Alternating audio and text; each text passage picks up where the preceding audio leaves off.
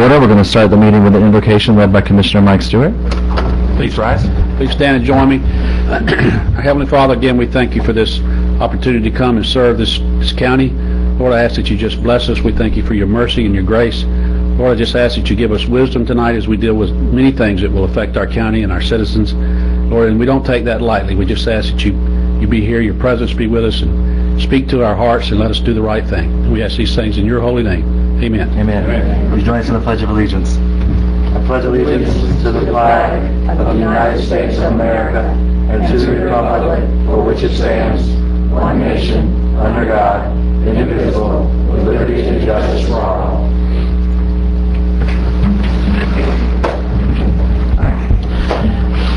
Any changes to tonight's agenda? Mr. Chairman, I'd like to move the public hearing on the budget, item 8, to the first public hearing. Okay.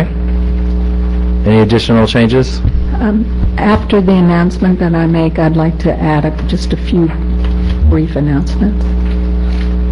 Anything, other changes? I'd also like to, Mr. Chairman, to move item number 14 on the consent agenda, move that to general business, please. And Mr. Chairman, I would like to have number 17 pulled for discussion. Okay. Any additional changes? All right. All in favor of the agenda? Aye. All right. We're going to start this evening with our first public hearing. Unanimous consent. Robert's Rules of Order. We didn't make a Sorry. Oh, is there a vote? Sorry. We approved the agenda with noted changes. Second. Apologize. Sorry. Thank you for catching that. But there is unanimous consent under Robert's Rules of Order. Okay. We're going to start the public hearing today on our budget. You want this? Would you go first? Because it's... Yeah, let me run you through Okay. the changes, Commissioner, and then we'll start the formal process where you read from the script, and then Thank you. that's okay. Good evening, Commissioners. This is the first public hearing in the budget process for the 2012-13 trim process. Let me just give you a little background where we've been. This year we had 4 budget workshops leading up to where we are today. 2 were before you were handed the budget on July 15th by the county administrator, and 2 after. This item details some of the changes since we gave you the budget on July 15th, and I'll just go through those a little bit, and then we'll go into the trim process that we're required to do by statute to get the tentative budget set up and the tentative millage. So, if you look through the item, you can see that we've outlined a couple changes that are related to reorganization, and mostly related to reorganization, mostly related to healthcare cost shifts, as well as we created, or reinstituted, I should say, the Sheriff's Fine and Forfeiture Fund. So we've moved a lot of expenditures related to the Sheriff's Office out of the general fund and put them in their own fund. And that's why you're going to see a large decrease in what the general fund makeup is today as it was on July 15th. Large being $10 million. Yes. Yes. I'll just run through what we've changed since then, and then if you have any questions, please stop me, or we can stop and discuss.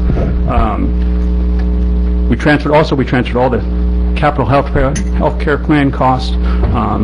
There was a cost share ratio that we were working out with the constitutionals. We've just taken that all back. We're going to budget all their total healthcare costs in their budget. So that's why you're seeing an increase in the constitution. It's not really a program increase. It's mostly a healthcare employee-related increase in all their budgets. As we said, we transferred all the sheriff-related general fund expenditures to the Sheriff's Fine and Forfeiture Fund. Made budget adjustments related to the reorganization, which includes creation of some departments, such as code enforcement, as well as elimination of some departments, which include the Office of Management and Budget. We've had an increase in the cost of the Wakulla County Airport insurance, so that's reflected in your budget. Library state funding, we underestimated on the July 15th budget. We've trued that up and conversely decreased the general fund support portion of their budget. We also had a decrease in Medicare costs related to our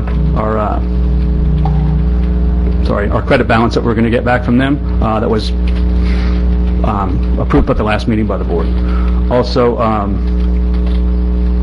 at the end of the day, the general fund expenditures that were 19 $7,393,143 have gone down to $9,042,020, a total decrease of $10,351,123. So, and I kind of tried to highlight for each department or each constitutional what those changes were. So, do you guys have any questions on any of those? And that's just the general fund.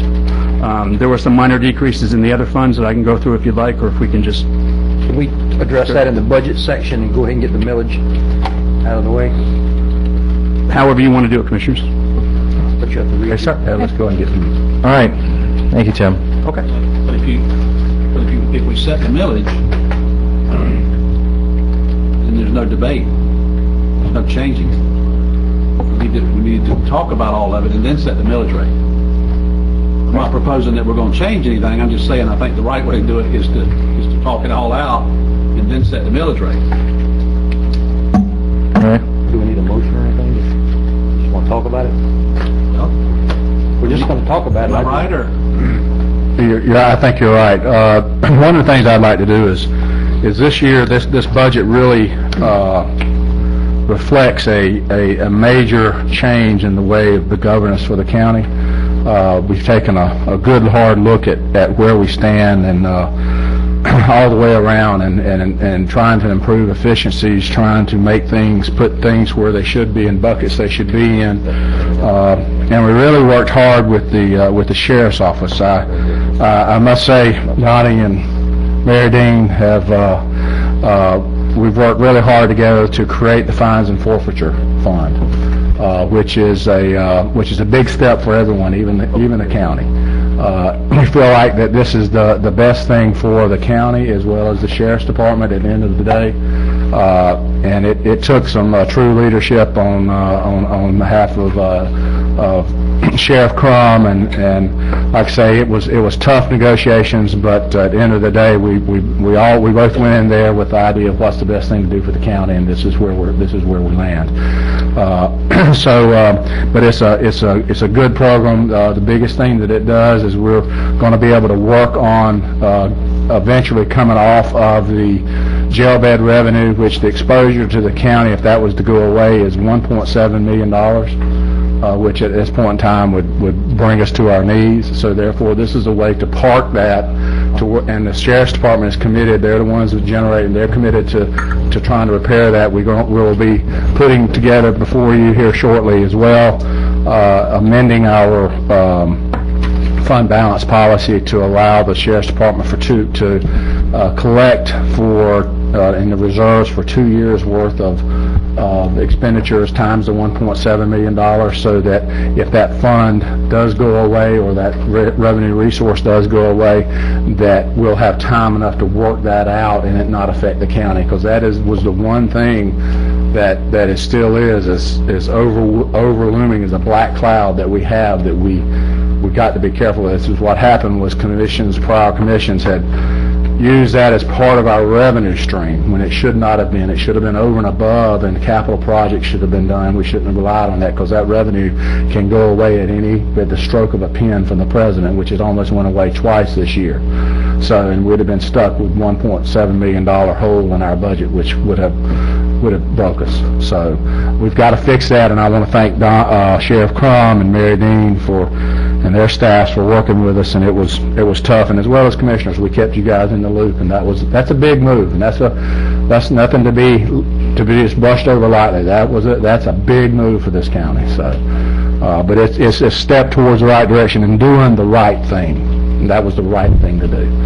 And also, as far as that's concerned, we're setting up our code enforcement department, setting them in the budget so that we can better understand what they're doing, their transfers in and out, etc., and organize them. We've got a new organizational chart. We've eliminated OMB, as Tim was speaking of, as well as we split parks and recreation so we can get better quality service going on in our parks and in our recreation, so that we can focus on that.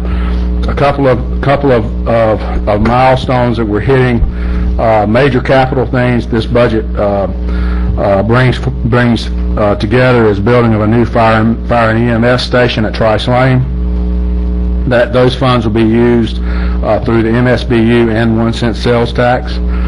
building a new sheriff's office annex. That'll be funded through impact fees and 1 cent sales tax. Building of the community center and additional retrofits. We've got a grant for that. Zaya and Hudson Park improvements, which I think everyone in the public will be starting that process of getting public input on that from the folks that walk at the parks, as well as some other folks within the park, within the community, to improve Azalea and Hudson Park improvements, and that'll be funded through impact fees and 1 cent sales tax. Notice the common theme there is our 1 cent sales tax. We're putting it to work as it should be put to work. No property tax. No property taxes goes towards that. So therefore, we're going to begin the process of improving our facilities. We have to bring our facilities up. They're at poor levels now. We've got to bring them up, and this will do that. Cap the existing Lower Bridge landfill. That's $1 million expenditure. That's in this budget. We've got 9 roofs that currently are in need of some form of repair and or replacement. We have a couple of major replacements, and that'll be also roof replacements. That'll also be coming out of 1 cent sales tax. We got money in for restriping some roads. Also in this budget is major capital items from FDOT, which is your state dollars at work. Resurface Spring Creek Road from Spring Creek to Highway 98, Ocotney Street resurfacing, Emmett Whaley resurfacing, and then thanks to Commissioner Stewart, we were able to get High Street as well. So those are things that resurfacing of that. So therefore, those are things that we have done major accomplishments in this budget, as well as we've started the beginning of the process of replacing some of our equipment that has outlived its useful life. In fact, we were spending more money on some of this equipment than what we would have spent on a monthly payment for paying a piece of new equipment. So we went through and vetted all of this and come up, there's good sound science behind that, but believe it or not, out of all that, 1 cent sales tax pays for about half of those, which is 10 items, that pays for 5 of them. So that's how important the 1 cent sales tax is to the county. So anyway, that's just kind of a general recap of the budget and kind of where it's at. So, And I'll start with the script. Yes, Commissioner, I guess just go through the script to where you open the public hearing, and then... The state requires that we read through a script to go over public budgets, so I'm trying to just make sure I stick to it as much as possible, beginning now. This is the first of 2 required public hearings on the Wakulla County budget for fiscal year 2012-2013. If you wish to speak during the public hearing portion of this meeting, please step forward at the appropriate time. The tentative aggregate millage rate is 8.5 mils, which is 3.8% less than the aggregate rolled back millage rate of 8.8354 mils. Now the county administrator will read the tentative millage rate into the public record. The proposed Board of County Commissioners of Wakulla County tentative countywide millage rate is 8.5000 mils, which is 3.80 less than the countywide rollback millage rate of 8.8354 mils. I'm opening up the floor for a motion to begin the public hearing. At this time, individuals that have turned in a speaker card to the clerk are allowed to speak. Make a motion, we open the public hearing. When do we set the actual rate? Later? In the next motion. Okay. No citizens have filed cards to speak, so we'll close the public hearing. I have some questions. Yeah. Or not. Well, no. Yeah, we can discuss amongst ourselves now before we move into, or do I need to keep reading to get to the next motion? Get a motion. Okay, we have the motion. All in favor to open the public hearing? Aye. Aye. Any opposed? Any citizens to speak? Okay. No citizens. Discussion amongst the board on the budget? Well, Do we need to move to because the next script is setting the millage rate. We need to talk about setting the millage rate. Well, you probably, We're you're still- probably going to want to have a discussion on the budget and Yeah. So during the millage public rate hearing, we can together, talk. and then with your voting, though, you need to set the millage rate first by statute and then the budget. So now we can talk because we're in the public hearing and we're talking amongst ourselves. Okay. Commissioner Arts and then Commissioner Stewart. Okay. well, I had a question for Tim. Sorry. Or maybe Cleve, I'm not sure who. But I'm with the solid waste fund, it said that staff didn't budget the escrowed funding in the amount of $509,000. was that, okay, was that just in some of the earlier drafts that we saw, or was this not, did this not contribute to the fund balance previously, and does it make a difference to our standing in terms of our fund balance? No, what it was is this was money that had been set aside years ago through time to close the landfill. Right. When, at a workshop on the 17th of July, I remember we realized that we have the project going forward next year in the budget, but we have that money set aside strictly for that. We didn't bring that cash forward into the budget. That's all this is doing, is bringing that forward so we can spend it to close that landfill next year, so. Okay. When we ran into trouble because we had spent down our reserves, would this have made any difference to that? I'm just asking. No, or not? that's a designated fund It's balance, 'cause am I it's an right, Greg? enterprise So it has to be fund only and be it's used not- for that, so it couldn't contribute Okay. to the deficit in the solid waste fund. That was actually a set-aside that DEP required that we have until we cap the landfill, that we escrow that much money in the, Okay, in there. okay, all right, thank you. And then I also wanted to thank Sheriff Crum and the whole Wakulla County Sheriff's Office, and also David Edwards, Greg James, Tim Barden.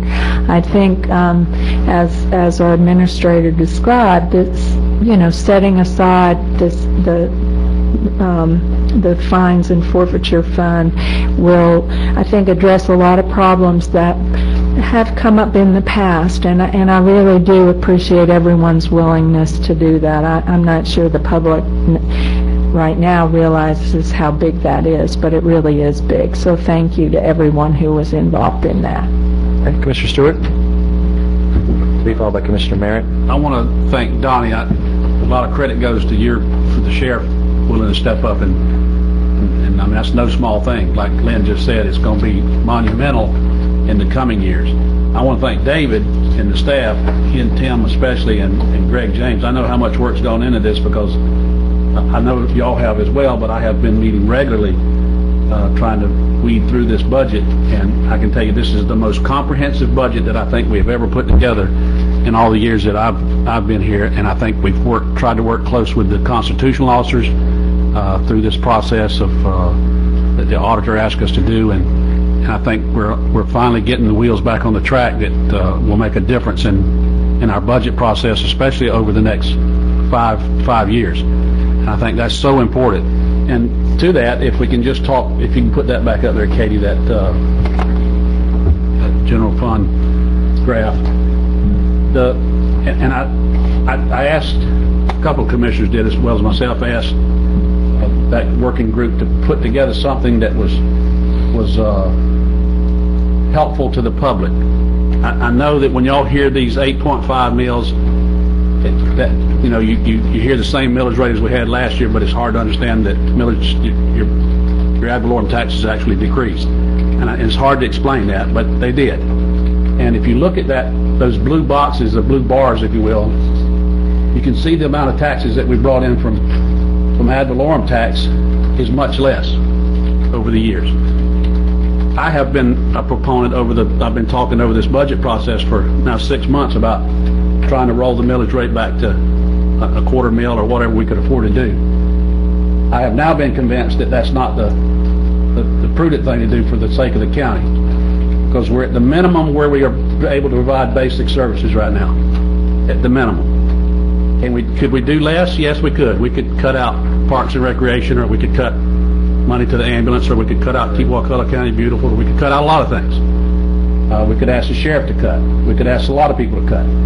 But in my opinion, and having done this for a while, I think we're and like David asked us, the new administrator asked us to set a line, if you will, and allow him to work from that amount of money. And going forward, where do we go from there? The thing that made me buy into this is if you look at those bars in between those tall bars, starts out over there at the 0910, those are reserves. We had no reserve 4 years ago. We're building our reserve back to a level where we need to be. We should be at, I think our rule says we got to be at 25%, and that's what the goal is. We'll be there in about 3 years. We went from having 283,000 in 9-10, and this year, everything goes right, we'll have $2,217,000 in reserve. We need that, folks, to be able to operate the government in case we have a big hurricane. I mean, we're finding that out now because we're having to front load money that we don't get back from FEMA until later. We've already had to spend out close to $500,000, and we've only got $30,000 back from the federal government. The wheels really move slow at that level. So we have to have money to be able to take care of emergencies. So with that said, those red and green bars are the money that, people keep saying, why you put new tax on us? I think that's the most important part that you try to understand is that that public service tax increased or started new, and the communication service tax went up. And what they have done is become a flat tax where everybody pays.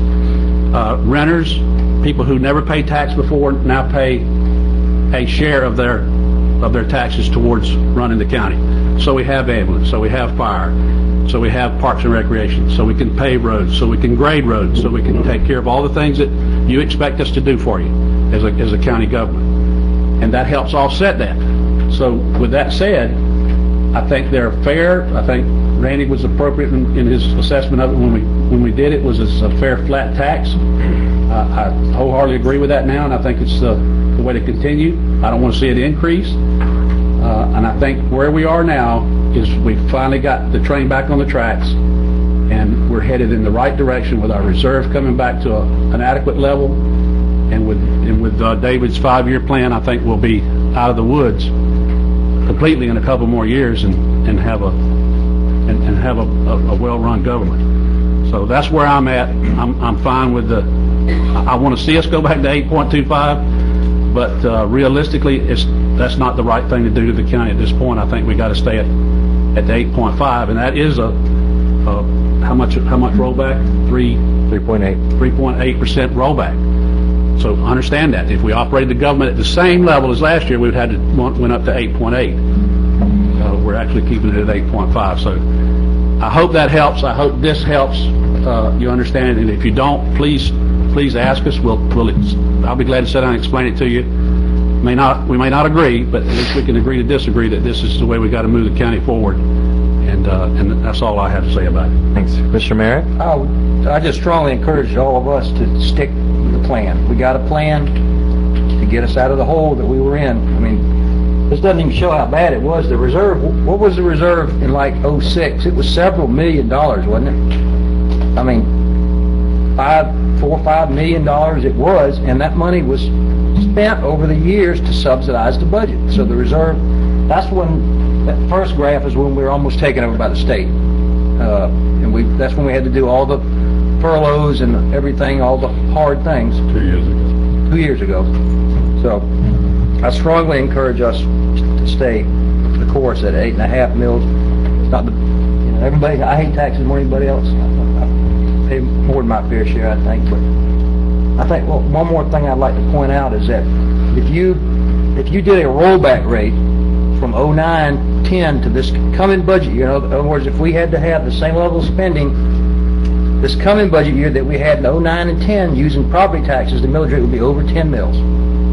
So that's the one thing I really liked about those other taxes is people that never paid taxes to pay for the services they receive are now paying something. Thank you. Commissioner Moore?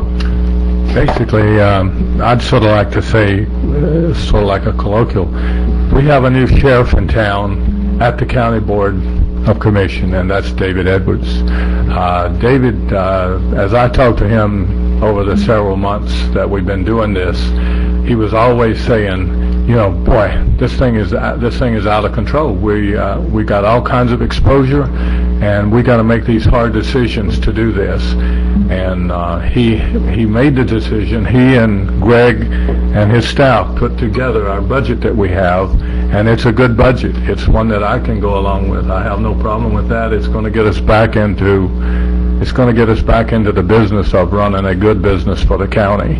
And it does put for the people who were not paying any taxes at all, it helps us to reduce the ad valorem and also have people who were not paying anything help support the government that they're receiving. And David, you've done a very good job. Greg, I know, I think David and Greg are spending a lot, I don't know what they do overnight, but I know they're spending all day together. So they may be having... I draw the line at 5:30. Okay, well, that's... But anyway, I'd like to compliment the sheriff. We used to hear so much from so many people about the sheriff's budget and how he was doing this and how he was doing that, and I think it was a lot of it was up in the air. But just a little bit about the sheriff's budget. Last year, they had 10 captains in the sheriff's department. This year, as we said here, they have 4 captains. They've reduced their captains, they've reduced their budget by 6 captains in the sheriff's department. Last year in 11-12, the sheriff cut their budget by $743,000. It's sort of a point now that really that they're doing such a good job over there. But I'm just happy to be a part of that. I think this is probably the first time in the county that every office in the county, constitutional, sheriff, board, we all have a budget. We all have our income and expenses. We're all responsible for our income and expenses. You can't go somewhere else and blame somebody else. If you don't make your budget, if you don't make your revenue, then it's going to show up on your balance sheet. You can no longer come to the county and say, well, we need more money. And that's the first time that that's ever been in this county, that everybody has a budget that they're responsible for. And I'm just proud to be a part of it. Any further discussion? Yeah, just, no, go ahead. I was going to echo a comment on that David Edwards pointed out in one of the conversations. It's just one of the main things we're focusing on is consistency, and by keeping the millage the same rate, we're building up a reserve, and we're not having to move the millage rate back and forth. As you can see in the history stuff, so when you go through our past millage rates, they'll drop a little, go up a little, drop a little, go up a little. If we keep it consistent, we won't have to have those different shifts, and I'm really excited about that. And I think that makes us more attractive to a business community. And we're actually keeping it at 8.5. If we kept the same expenses, it would be 8 point, Right. what? Through 8.8. It would be 8.8 if we kept the same expenses this coming budget year. So we are cutting back enough to keep the millage rate at 8.5. Commissioner Arndt, then Commissioner Moore, then we'll move. Yeah, I wanted to ask Donnie a question. Sheriff, could you please come up? Oh, Sheriff. I'm sorry, Sparkman. Sorry. Sorry, Blazer. Sorry.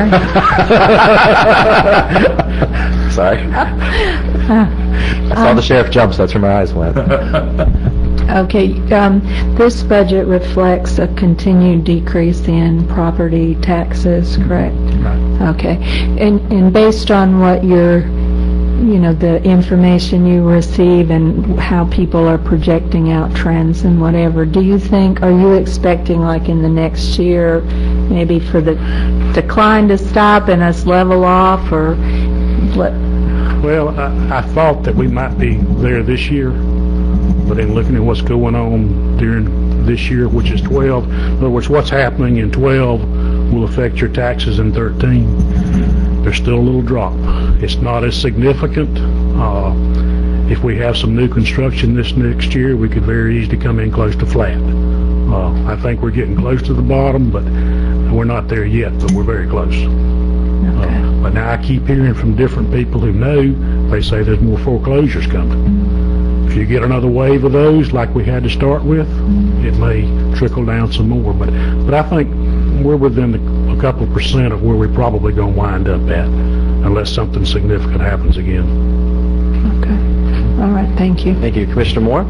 David, I have a question on the roofs for the different facilities. I know that the prison people can do roofs.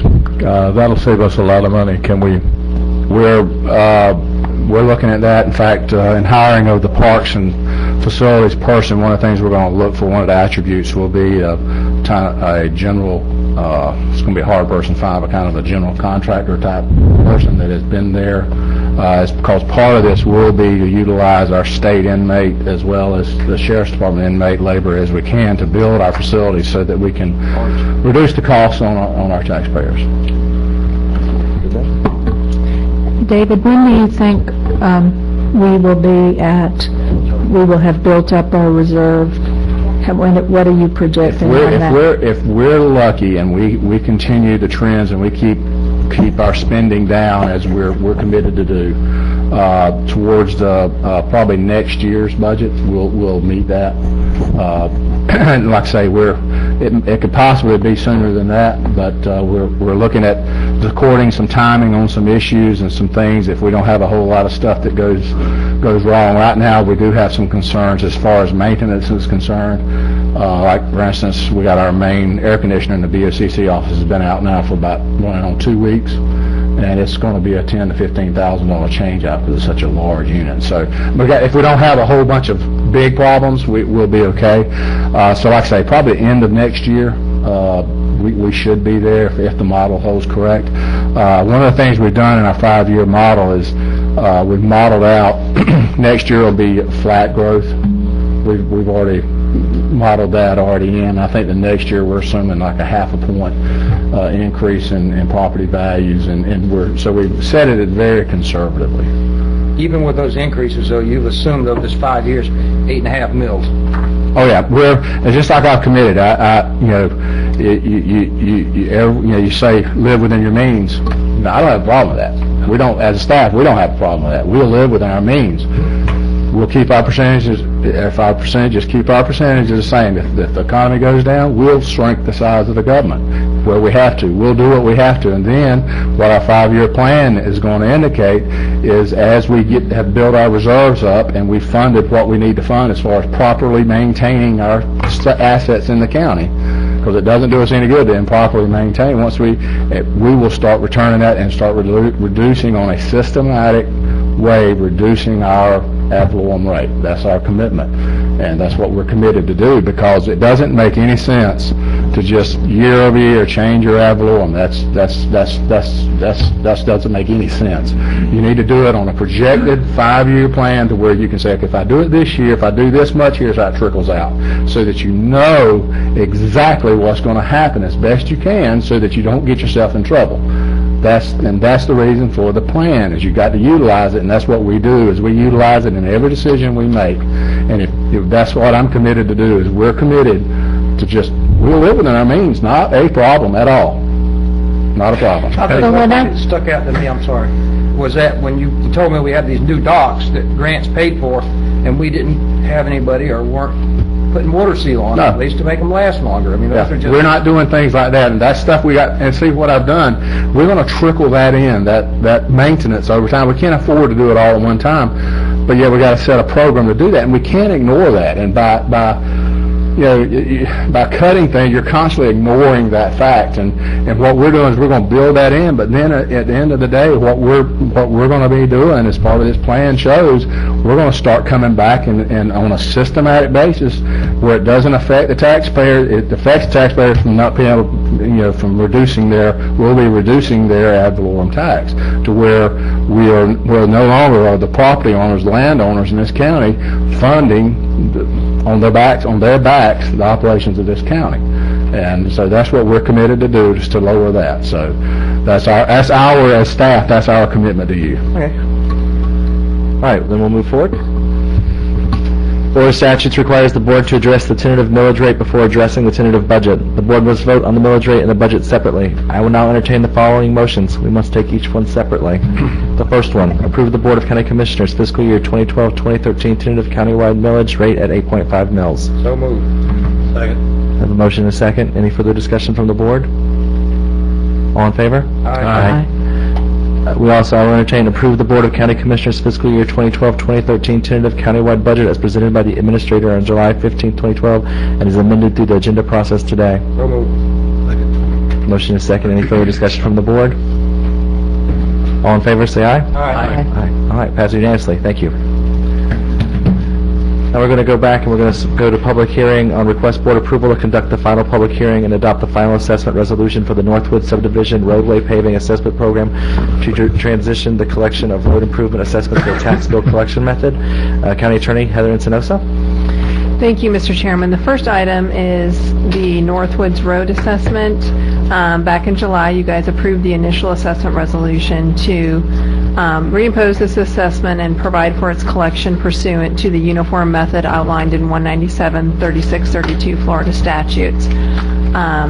What this resolution before you does is approves the final assessment roll. It would impose the correct lien and provide for this to be included. If you go back to appendix, trying to find the most relevant appendix for you. If you look at the... I'll go ahead and make the motion, Heather, just to save a little time. Hold on. Appendix C shows you the proposed assessment roll that would be certified for collection, and this particular one is going to be over the next 8 years. They're all a little bit different in timing, so I just wanted to get that in. I'll go ahead and make a motion to approve the final assessment resolution for the Northwood. If it's all right with y'all, I'm going to go ahead and throw in Tupelo Ridge and Brook Forest We can't also. combine them? Well, you need to have a public hearing on each one separately and have a separate vote. I'd prefer. All right. For the final assessment resolution, for Norfolk Subdivision Paving Plan Assessment Program to transition the collecting of road improvement assessments to the tax bill collection method. Second. We have a motion and a second. Are there any citizens cards, Katie? You need to do ex parte on these or, nope? Nope. Okay. Mr. Chairman, if I may, Heather, this will bring everybody in compliance and collect the old debt that they haven't been paying. That's correct. It's not going to collect it all in the first year. We've taken all the old delinquencies and the future payments that would have been due, and it's going to be amortized over an 8-year period for this one. These are private subdivisions that pave their own roads. These are not county roads. And the county has historically been spending a lot of money out of your road budget because of the large amount of delinquencies that have not been paid by the property owners. Save mine. This is good. Okay, thank you. Any further discussion from the board? All in favor say aye. Aye. Aye. Excellent. Move on to item, any opposed? Sorry. Request board approval to conduct the final public hearing and adopt it passes unanimously. Request board approval to conduct the final public hearing and adopt the final assessment resolution for the Tupelo Ridge subdivision roadway paving assessment program to transition the collection of road improvement assessments to the tax bill collection method. So moved. Second. And this one is over a 5-year period, which is the remaining term. Are we hearing any further discussion from the board? Any citizens cards? All right, all in favor? Aye. Any opposed? Passes unanimously. The third one, request board approval to conduct the final public hearing and adopt the final assessment resolution for the Brook Forest subdivision roadway paving assessment program to transition the collection of the road improvement assessments to the tax bill collection method. So moved. Second. And this is over a remaining 2-year period. There's only one property in this I one. lived in Brook Forest when we did this, and I did pay mine, just for the record. You did pay yours. Any citizens Before my cards, house, Katie? paid it off. No citizens? All right, all in favor say aye. Aye. Any opposed? Passes unanimously. We're moving on to the next public hearing, which is to request board approval to conduct the public hearing and adopt text amendments to Section 5-7(2) and Section 5-7(3), the Land Development Code pertaining to the temporary use permits issued by the Community Development Director. Louisa. You can. I'll go ahead and make a motion to approve, conduct the final public hearing, and vote to adopt the proposed ordinance amending Section 5-7(2) and 5-7(3 of the Land Development Code pertaining temporary use permits issued by the Community Development Director, with the change of removing the section required or preventing them from using utilities that are on site. In other words, let's just take Hutton's because everybody uses it. For example, if they plug their trailer in, I want to let them continue to be able to do that, or hook to a water spigot that's there. Okay. And I talked to Louis about this. He didn't have any problem with it. Second. Okay, we have a motion and a second. Do we have any citizens cards, Katie? Mr. Stewart? What's the grandfathering? Help me understand, Louis. I understand it. I want to make sure the public understands what we're going to do with grandfathering. There were several uses out there that were granted approval by the planning department years ago, and we are honoring those approvals. We're not going to take anything away from them. Okay, so this is sort of like going forward from anybody new that drags up a mobile hut. Not exactly. Well, Drag it away? there were things done and things approved that we would not approve today. but we're going to, because they did have an approval and they relied on I understand that. on our actions. But yeah, going forward, we're going to allow these 80 days per year. That's the time limit. I just want to make sure the public understands that, so they don't get their feelings hurt. That when they come in, you can tell them, oh, you can do it for 80 days. I want to make sure they understand that. Everybody going forward, right? Yes. It's 80-day rule. And the truly mobile operations do not have a time limit. That's the important change in this ordinance. The big change, I think, what we have now is that you can be there every day of the year, but you can only be there for 12 hours a day. In other words, you have, like the senior does, Right. you have to pull it off, but you can go back every day. The way the rule reads now, you couldn't do that, Right. right? And then I think we're Make sure, is that right? Yeah, well, the way it is now, that if you want to stay in one place, you can do it for 80 days per year. Now, this not only affects mobile food vendors, this is how we've always handled Christmas tree sales, firework tents, and things like that. That's still going to be the same. The issue is if you want to stay longer, you can no longer do that after a certain amount of time, unless you were truly mobile and you're selling food and produce. So the bottom line is Hutton's and these couple other produce shops are going to be grandfathered in. They're not going anywhere. If they received approval, which Hutton's did and some others, they are grandfathered. If they're out there operating illegally, of course they are not grandfathered. Okay, that's what I wanted to hear. works for me. Okay. Any further discussion? Yeah, I still am not completely clear about these festivals and when people set up our food vendors at festivals, because it says temporary tents, da-da-da-da-da, but it's in any commercial or industrial zoning district. And if a festival is at Woolly Park or Hudson Park, is that considered a commercial or industrial zoning district? No, you can do festivals of those sorts in any zoning district, and you can sell food at those. You do get approvals through Park and Rec for those concessions. I think we went over that as part of the drinking at the old courthouse thing. You know, we decided not to allow alcohol, but we did go ahead and address the festival and event section of it, which I think may have addressed that. Right, but when I met with Louie and I was asking, I thought that it was supposedly in here that they were allowed, so maybe I misunderstood.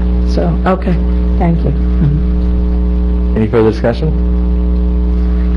We have a motion and a second. All in favor, say aye. Aye. Aye. Any opposed? Passed unanimously. Number 5, request board approval to conduct a public hearing and adopt the annual rate resolution for solid waste services. County Attorney Heather Encinosa. I'll go ahead and adopt the annual resolution for solid waste service containing the 196 per dwelling unit rate schedule, same as last year. Second. I have a motion and a second. Do we have any citizens cards, Katie? Okay. Heather, do you have anything you need to add? No. Any other comments from our board? It didn't go up. Didn't go up, and it's been... Well, I just want to touch on, I've talked to our Public Works Department several times, and as we've talked about every time, recycling's more than doubled, and illegal dumping's cut by half. Yeah. So, that's really awesome. That's a good thing to hear that our illegal dumping's been cut. Yeah, it's been a real success. All right, all in favor say aye. Aye. Any opposed? Passed unanimously. Item number 6, request board approval to conduct the public hearing and adopt the annual rate resolution for fire protection services. Our County Attorney Heather Encinosa. I'll go ahead and make the motion to adopt the annual rate resolution for fire protection services containing the $75 rate schedule, same as last year again. Second. We have a motion and a second. Any citizens cards? Any further discussion from the board? All in favor say aye. Aye. Any opposed? Passes unanimously. Item number 7, request board approval to conduct the public hearing and adopt the proposed ordinance relating to excessive noise. County Attorney Heather Encinosa. So go ahead and make a motion. Please let her, please let her. I do want to talk about it. Well, it's a new ordinance, and the public, I think, needs a little bit of information about it.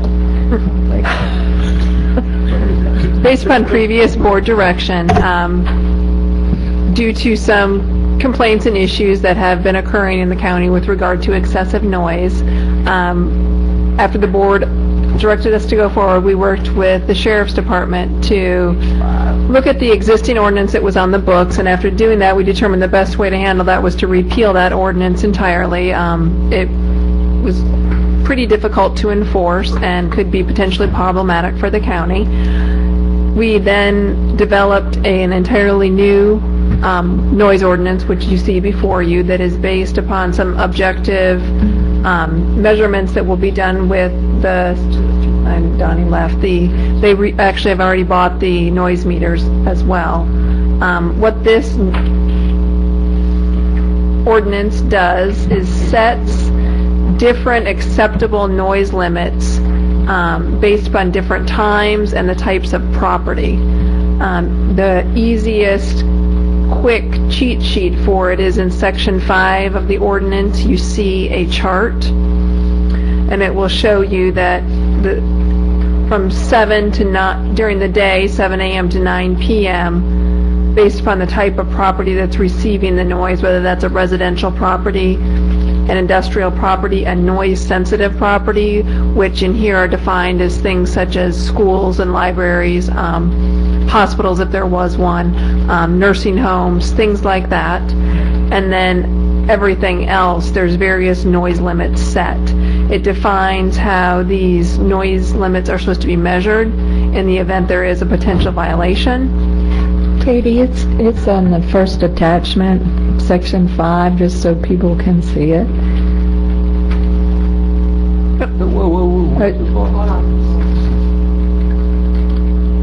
Can I make the motion now? Hold on. Hang on, let her finish. There's the... It also includes certain specific prohibitions with regard to landscaping and yard maintenance, with which Commissioner Merritt may have some comments on based upon my discussions with him before the meeting. And then it also provides certain exemptions that we all understand are going to occur, such as emergency work, non-amplified crowd noises, things like that, that would be not automatic violations. It actually mentions cop cars, so you can't call the cops because there's a police siren outside your door. Yes, that's correct. You cannot. Well, you can, but you can't get anything. It's going to be, if adopted, it would be enforced by the Wakulla County Sheriff's Office. The first 3 violations, if a person violated it 3 times within 5 years, would be basically a civil citation with various stepped-up fines. On the 4th violation within a 5-year period, that would become a misdemeanor and be prosecuted that way. I'll make a motion to approve to conduct a public hearing and adopt 4 ordinance relating to excessive noise with the following changes. If you look at page 5 of the ordinance, my grief comes in under the specific prohibitions. Basically, it says you can't mow your grass before 7 o'clock in the morning within 250 feet of a house. I'd like to change that to 50 feet. So just 250 feet to 50 feet. Yep, on section 1. Section 2, that says you can't have a lawn service come mow your grass before 8 o'clock in the morning within 250 feet of a residential property. I'd like to change that one to 50 feet also. Can we say, I'm trying to avoid neighbors fighting with each other. What about if you just forget about the feet and just change the time? Because if you've got a small property, you're going to be within that 250 feet in a hurry. You know, if you what I didn't want is in Wakulla Gardens, it just steps on people's rights a little too much, I think. If you want to mow your grass at 6:30 in the morning and you're not bothering anybody too much. Well, at 6:30 in the morning, you're going to bother a lot of people if you're side by side. Especially if you're on a Saturday or Sunday morning. Well, that's why I said 50 feet away. Some of those lots are just 50 feet. Well, I just don't like telling people. I understand what you're saying. I agree with you. What about a time period? You know, other than the people who have night jobs and whatever, if you just say that you shouldn't mow your grass before 8 o'clock in the morning. Well, My whole point is I don't like telling people you can't mow your grass. Well, but right now it says 7 in the morning. 7 in the morning? You're allowed to start mowing your okay, grass that's at fine. 7. That's fine. A long time ago, I had someone call me on a rental that I managed, and he called me at about 6 o'clock in the morning. He said, "You got to get this yard person from you got to get him to quit mowing the yard at 6 o'clock in the morning. And he did have a point, you know. Okay, that's fine. I'll go along with that. We'll change section 2 where it says, no person shall use power tools and landscaping and yard maintenance equipment within 250 feet of a residential property between the hours 6 p.m., so you can't mow your grass at 7 in the evening, even if it's daylight, and This is a 7 a.m. business. This is commercial. I understand. Okay. All right, But they're using a lawnmower for business purposes, which is a landscape service. Okay, and they're saying that landscape service should mow between 8 a.m. and 6 p.m., and what are you saying? I say if nothing else, I want to change it to 7 a.m. because some people like to get up and go to work early, and, well, it's not too hot. So change, That's the company, though, that's the lawn service. He's saying have people mow people's lawn at 7 in the morning. So make it the same times. I'm good with it being the same times. so the 8 a.m. is, you recommend change to 7 a.m.? Yes, and section 3 that says no person shall conduct construction activities, which is framing, building a house, between the hours of 6 p.m. and 8 a.m. So a lot of framing crews like to start when it's cool in the morning, which is before 8 o'clock, and I know for a fact I've seen framing crews work till 8 at night. That one particular thing stuck out to me. So you want section that's under the specific prohibitions, 1, 2, and 3, all to have 7 o'clock as the starting time, Yes. basically. And I'd say if we make it, And have them all go to 9? have them all go to 9. If that's all I can get, that's fine. I think that works. I don't want to infringe on people too much, telling them when they can mow their grass. I'm fine with that. I think it Okay, works. hold on, so 1, 2, I need to get this They do it down. all the time. All the times are going to be the same, 6:59 to 9:01, or 9:01 to 6:59. In 1, 2, and 3, Yes. times be, The second, Yes. hold on. 6:59 a.m. to 9. And emergency work is exempted from Right. all of these. Yep. But this ordinance does allow, if you have a generator, you can run it all night. okay. We have a motion and a second. You clear on all that, Miss Evelyn? Okay. She's always on top of it. You're pretty good, Miss Evelyn. You're the only one who got it. And Got this- it. And so the public understands this is measured at the receiving end of the excessive noise. So it's on somebody's residence or at the property line. It's not where the sound is emanating from. But the one place is that if you're talking about multiple family dwellings, it's within one neighbor next to the other. Now, Heather, I would assume, even though the rule we're adopting says you can't use a power tool, if you're out there in your yard in Wakulla Gardens using your drill 3 houses down at 6:30 in the morning, your neighbor can't call the cops and say he's using a drill in his yard, right? There has to actually be a noise problem. But it just says no person shall use power tools, which, You would need, I mean, that's just a specific prohibition that is making the assumption of excessive noise, but if you're, if they're a block away and you just happen to be able to see them, but you can't hear it, it's still not going to be a violation. okay, so if Miss Arch is using her Newton solar-powered lawnmower right next door to somebody and they can't hear it, then they're not violating the law and they won't get in trouble, right? Yep. Okay. Is there such a thing? Oh, yeah. Didn't know. All right, excellent. Is there any My further discussion husband from the board? Yeah. Mr. Stewart? I'm still with Randy on this 250 feet restriction. I'm not sure that we don't need to change that. That's still between the hours. So that's at night. No person shall use power tools and landscaping or maintenance equipment Okay. between 9 And p.m. and they have to violate the noise ordinance in the first place. Yeah. Right? You can come right up to the edge normally. If it's 7 a.m., you can mow all day long outside that window. Okay, Heather, you're supposed to tell us, I'm back to what Randy just said.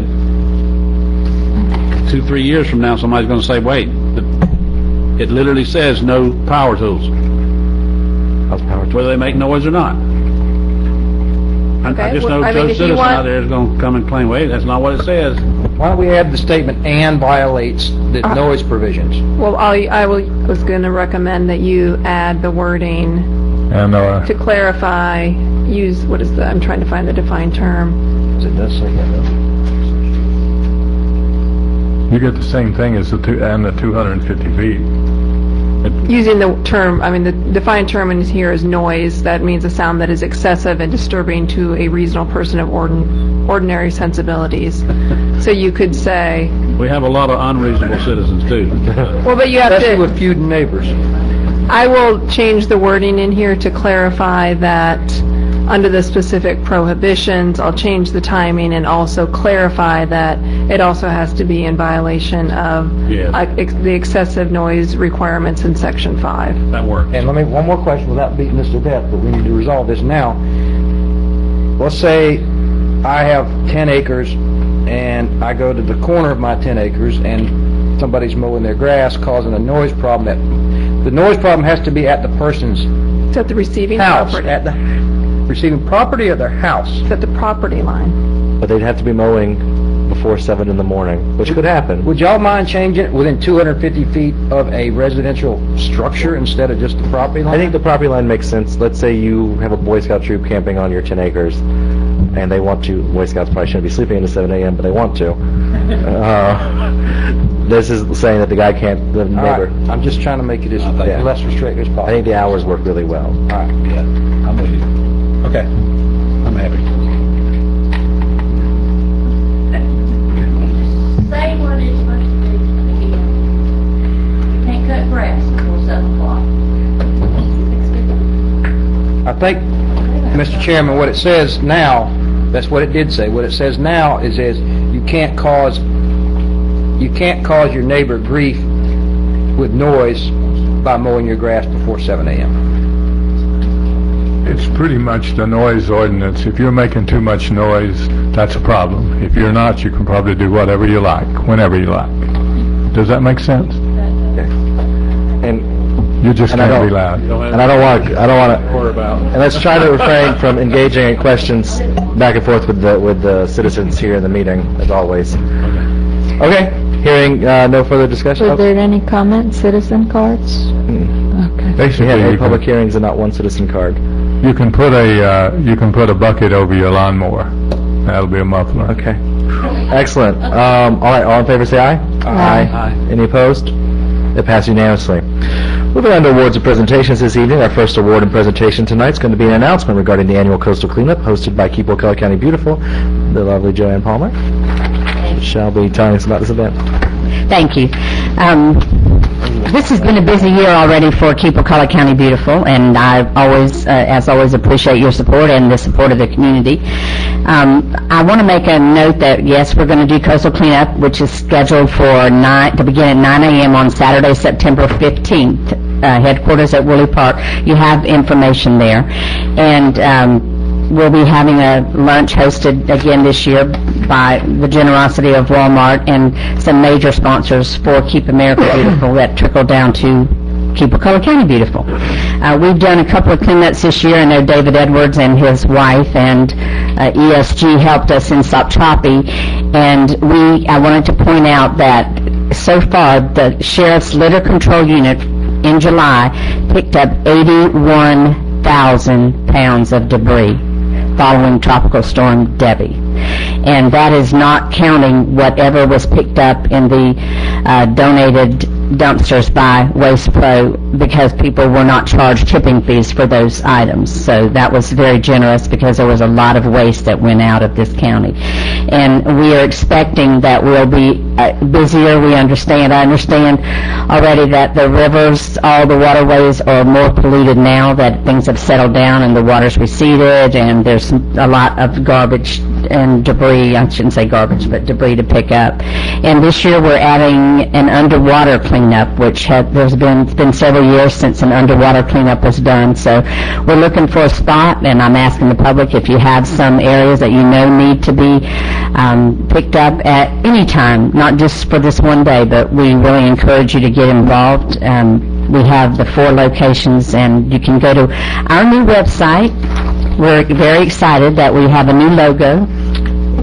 And there's a billboard, if you want to get a better look at it, there's a billboard right across from Azalea Park that has our new logo and our new website, which was launched this week. So thank you for your support, and we hope to see you all out there on the 12th, September 15th. Let me get confused. Thank you. All right, looking forward to seeing you September 15th. Up next on our awards and presentations this evening is Commissioner Arch. You have an announcement on the committee meetings on September 8th and 9th for residents of Wakulla Gardens, and then you want to follow that with a few more announcements. So I'm just going to let you go. Okay. If you live in Wakulla Gardens or own property in Wakulla Gardens, please, please, please pay attention. This coming Saturday and Sunday, late afternoon, there are going to be community workshops at the Pioneer Baptist Church at the corner of Spring Creek Highway and Beechwood Drive. These are informal community meetings specifically for the residents and property owners in Wakulla Gardens. We have an expert team, senior level planning folks who are coming in. They've spent a lot of time studying the problems, the issues in Wakulla Gardens, and they want to hear from you. And then they will come back on Tuesday, September 11th at 5 o'clock and make recommendations to this board about where do we go from here with Wakulla Gardens. So, I know people in Wakulla Gardens are tired of meetings and whatever, but please, this is important. And I encourage you either Saturday from 4 to 6 or Sunday from 3 to 5. Drop in for a few minutes, at least to see what's going on, and hopefully add your opinions. So I wanted to make sure everybody is aware of that. Please tell other people we'd like a good turnout. And there are some handouts. If you didn't get the dates or times or whatever, there's some handouts outside in the lobby. Please pick some up. And I'd like to thank Tammy Hornbaker, who has been going around delivering these door to door in Unit 1. So thank you very much, Tammy. And I hope, since she's putting out the effort, that people will put out the effort to come to some of these either Saturday or Sunday workshops. Couple other things. I just wanted to remind people that Friday, September 14th is the silent auction at the library. So you can stop in the library now and see the items that are available and put in your bids. Also, Tanya Hobby made an announcement at our last meeting inviting people to have input into our community health improvement project, and that meeting was canceled because of Isaac, but it's rescheduled for September 10th from 10 to 2 at the health department. Free lunch. If you have,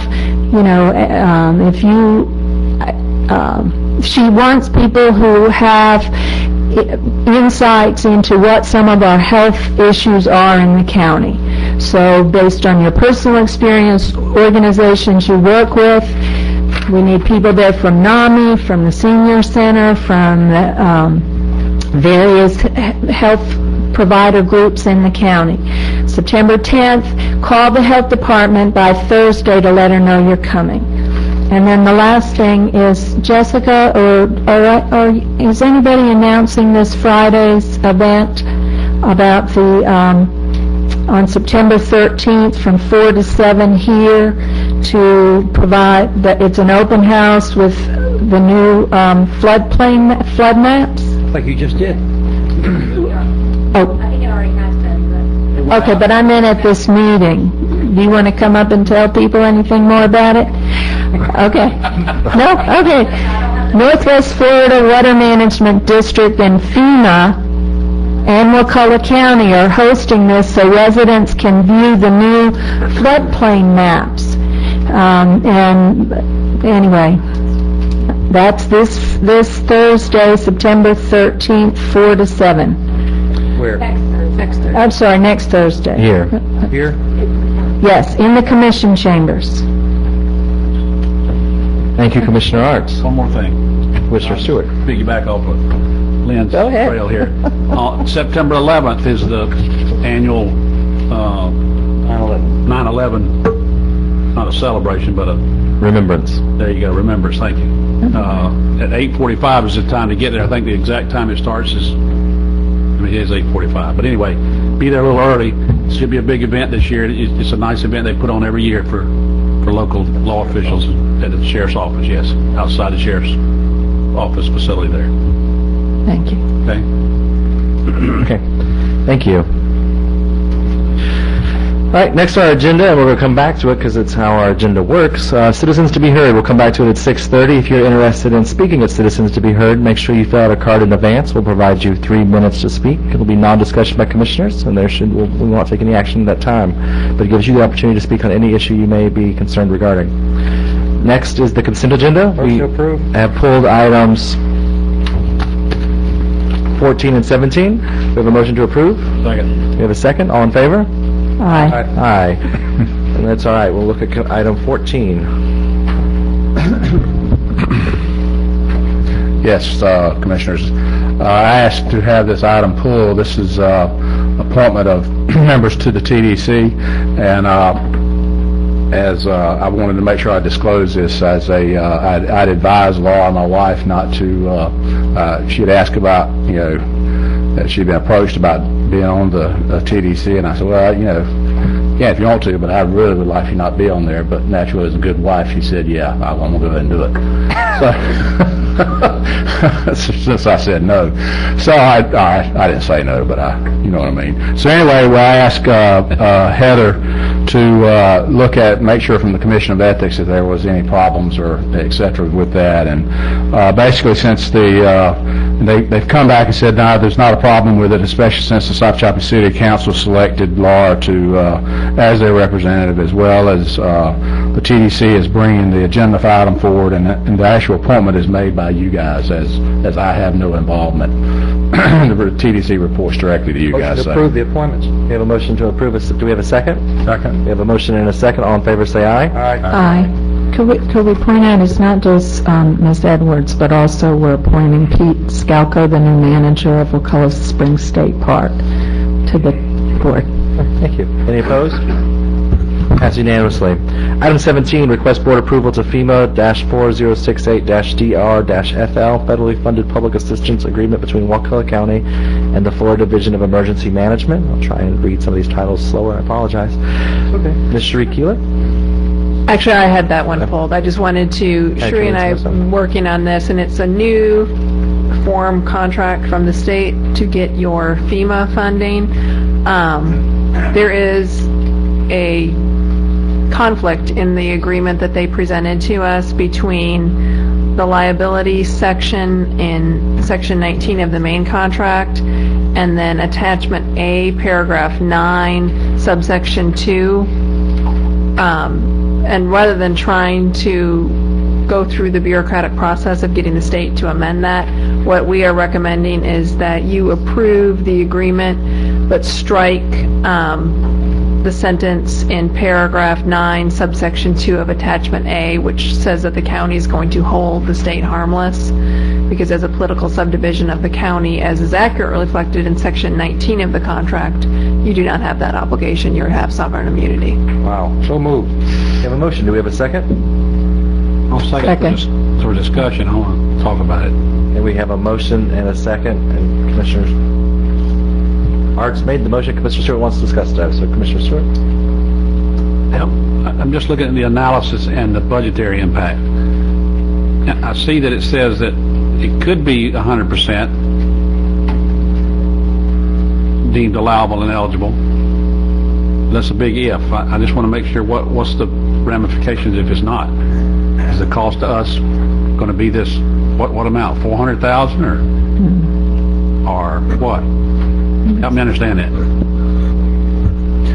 The budgetary, yes, if it's not allowable, then we will have to be burden that cost. Which cost? Because there's two numbers, David. There's one in bold is 59,000, and there's another. That is, the 59,000 is a 12.5% match, which we will, unless the governor gives us the, Waiver. the waiver, that we still haven't heard from, we'll have to owe the 59,000. But at the end of the day, the 472, if FEMA rejects it and the state rejects it, then we're held holding 472,000. We just want to make sure that we understand that.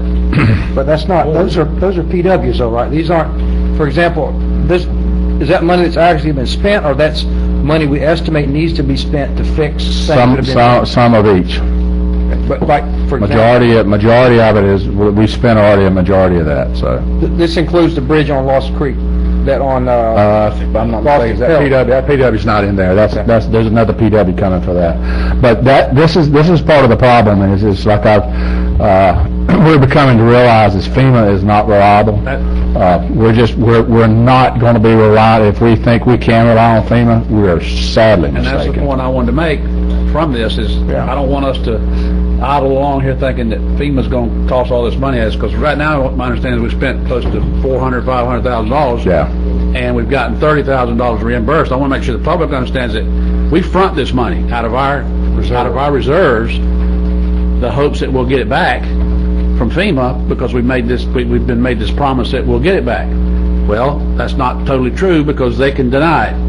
Government being like they are, I don't trust them. And so far, FEMA has changed the rules at least once a day. Government, yes. At least once a day for the past 4 to 5 weeks. I kid you not. Now, I've it's that sent bad. a strong email to Mr. Coons and the governor, along with some others, and I would encourage, if y'all haven't done it, I would encourage that you do the same and ask him, where do we go from here? You guys have pulled us by the chain now until we don't, we have spent countless hours in meetings and told that this is the way you do it today, the marching orders are this today, tomorrow they change. It's ridiculous, folks, and we're getting ripped off. All they're doing is they're stringing it out, and like I said, at the end of the day, we could get stuck holding this. It's a good possibility. But up to 472,000, how much of that's already been expended? How much of that is Cleve? 400 something, I think. It may be. I think it's close to that. A good little chunk of it, yeah. Our Public Works Director, Cleve Fleming, will take the microphone. Just from my dealing in this in the past, from other storms, when I had Cleve's job, it wasn't this difficult. So obviously it's gotten a lot more bureaucratic.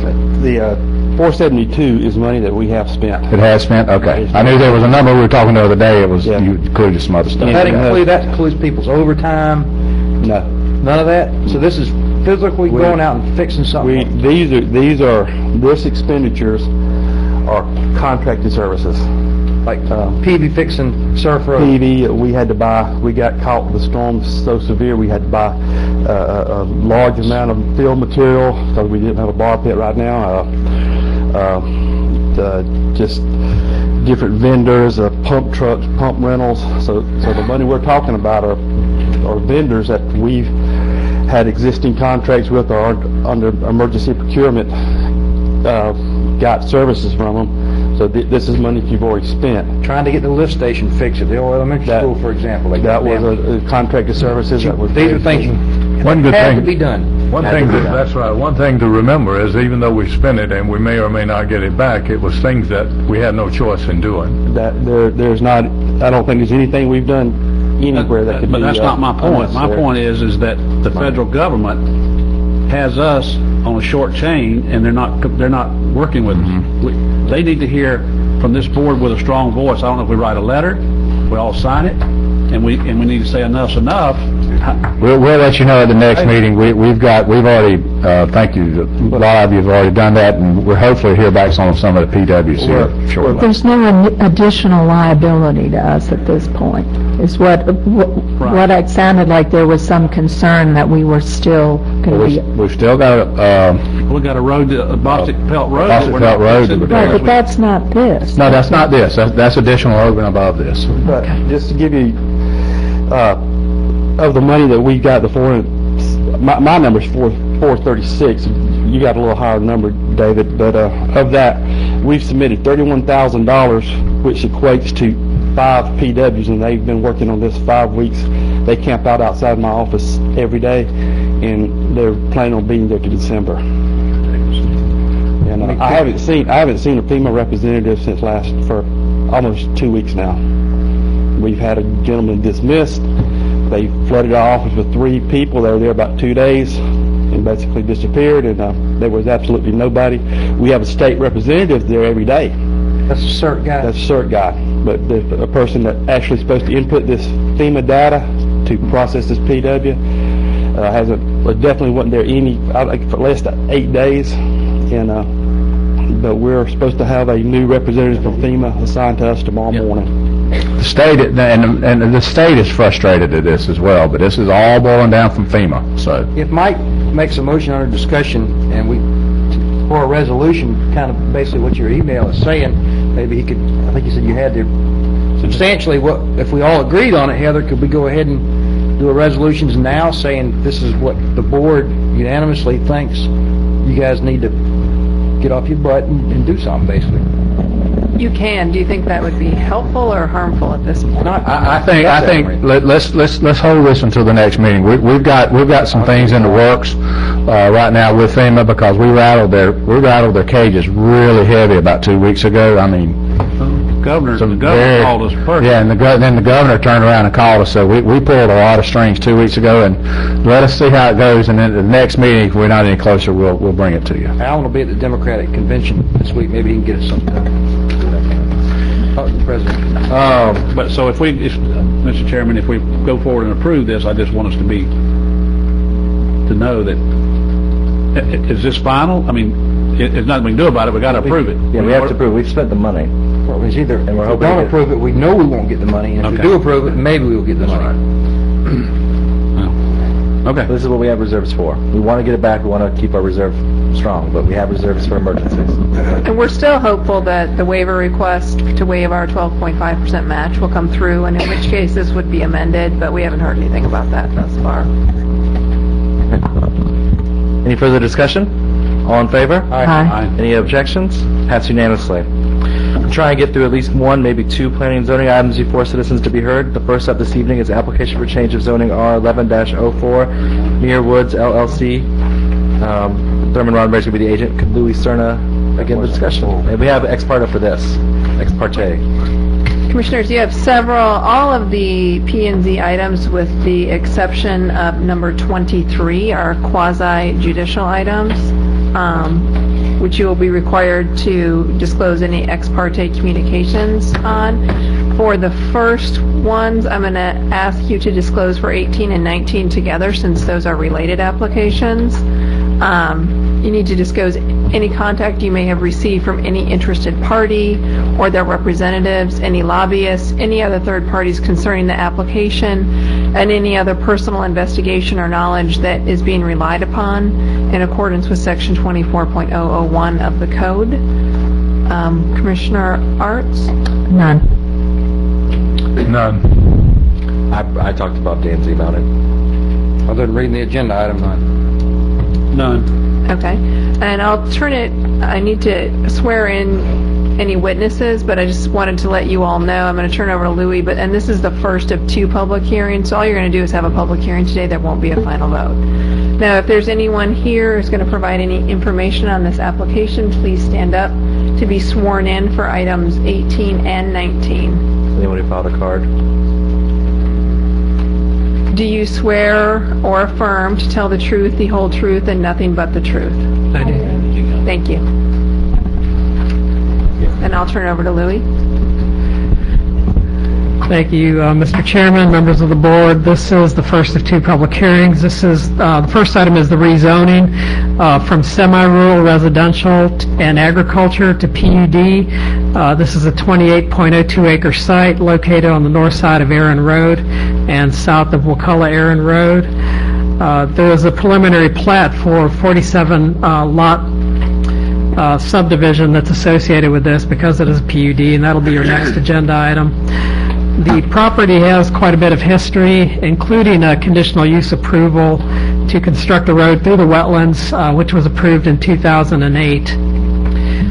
The zoning surrounding the parcel is primarily agriculture and RR1. Agriculture allows a maximum density of 1 dwelling unit per 5 acres. RR1 allows a maximum density of 1 dwelling unit per 1 acre.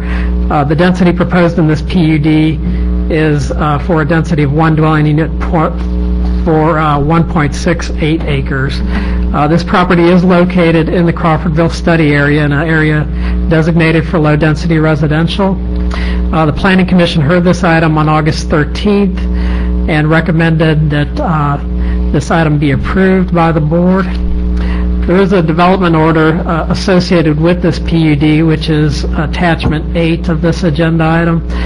Staff is going to recommend that an additional item be added to the order, which addresses a time frame and a schedule of development for this project. Make a motion to conduct the first of 2 public hearings and consider proposed ordinance amending the zoning map, amending the official zoning from, this is a long thing, by the way, RR1 to Ag zoning district to PUD zoning district based upon the recommendation of the Planning Commission and find the facts conclusion of law made by the board and evidence submitted hereon, and accepting the staff report and accepting Louis' recommendations. Second. We have a motion and a second. We have several citizens who have filed cards. Chuck Hess, to be followed by Third and Roddenberry, the agent.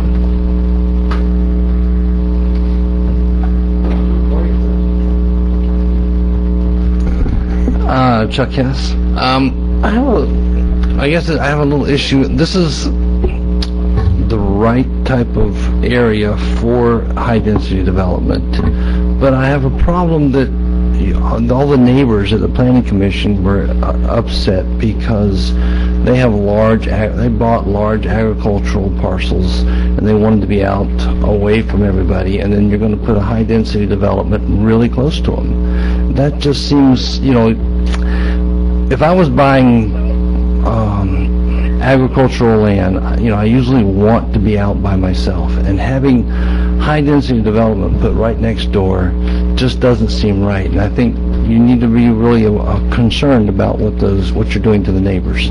Thank you. Thank you. Thurman Roddenberry, to be followed by Joey DeMalo.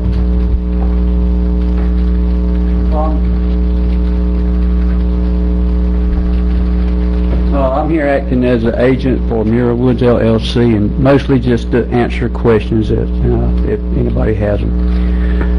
So, if you want to, you might want to start front, and we might bring you right back if we have any questions for you. Okay. Thank you. Joey, to be followed by Bob Danzy Sr. Bob Danzy's name. But it's not Bob Danzy's name. Joey DeMello, 28 Greenleaf. I want to start off saying I think this is a good thing. But I'd rather talk about the man behind this work, because Mr. Foreman, I work for him, and he's an honest guy. He does everything by the book, and I know this again. Like I said, I work for him, and he's a good, God-fearing man, and I approve it. Thanks. Bob Danzy Sr. to be followed by Rusty Dean.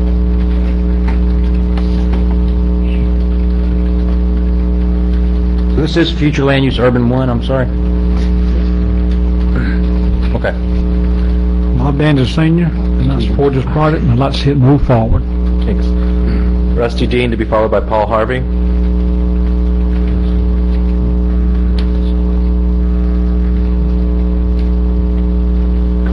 Rusty Dean, I'd like to see this project move forward. It's a nice looking project. It's very clean. Thank you. Thank you. Paul Harvey to be followed by Bob Danzy Jr.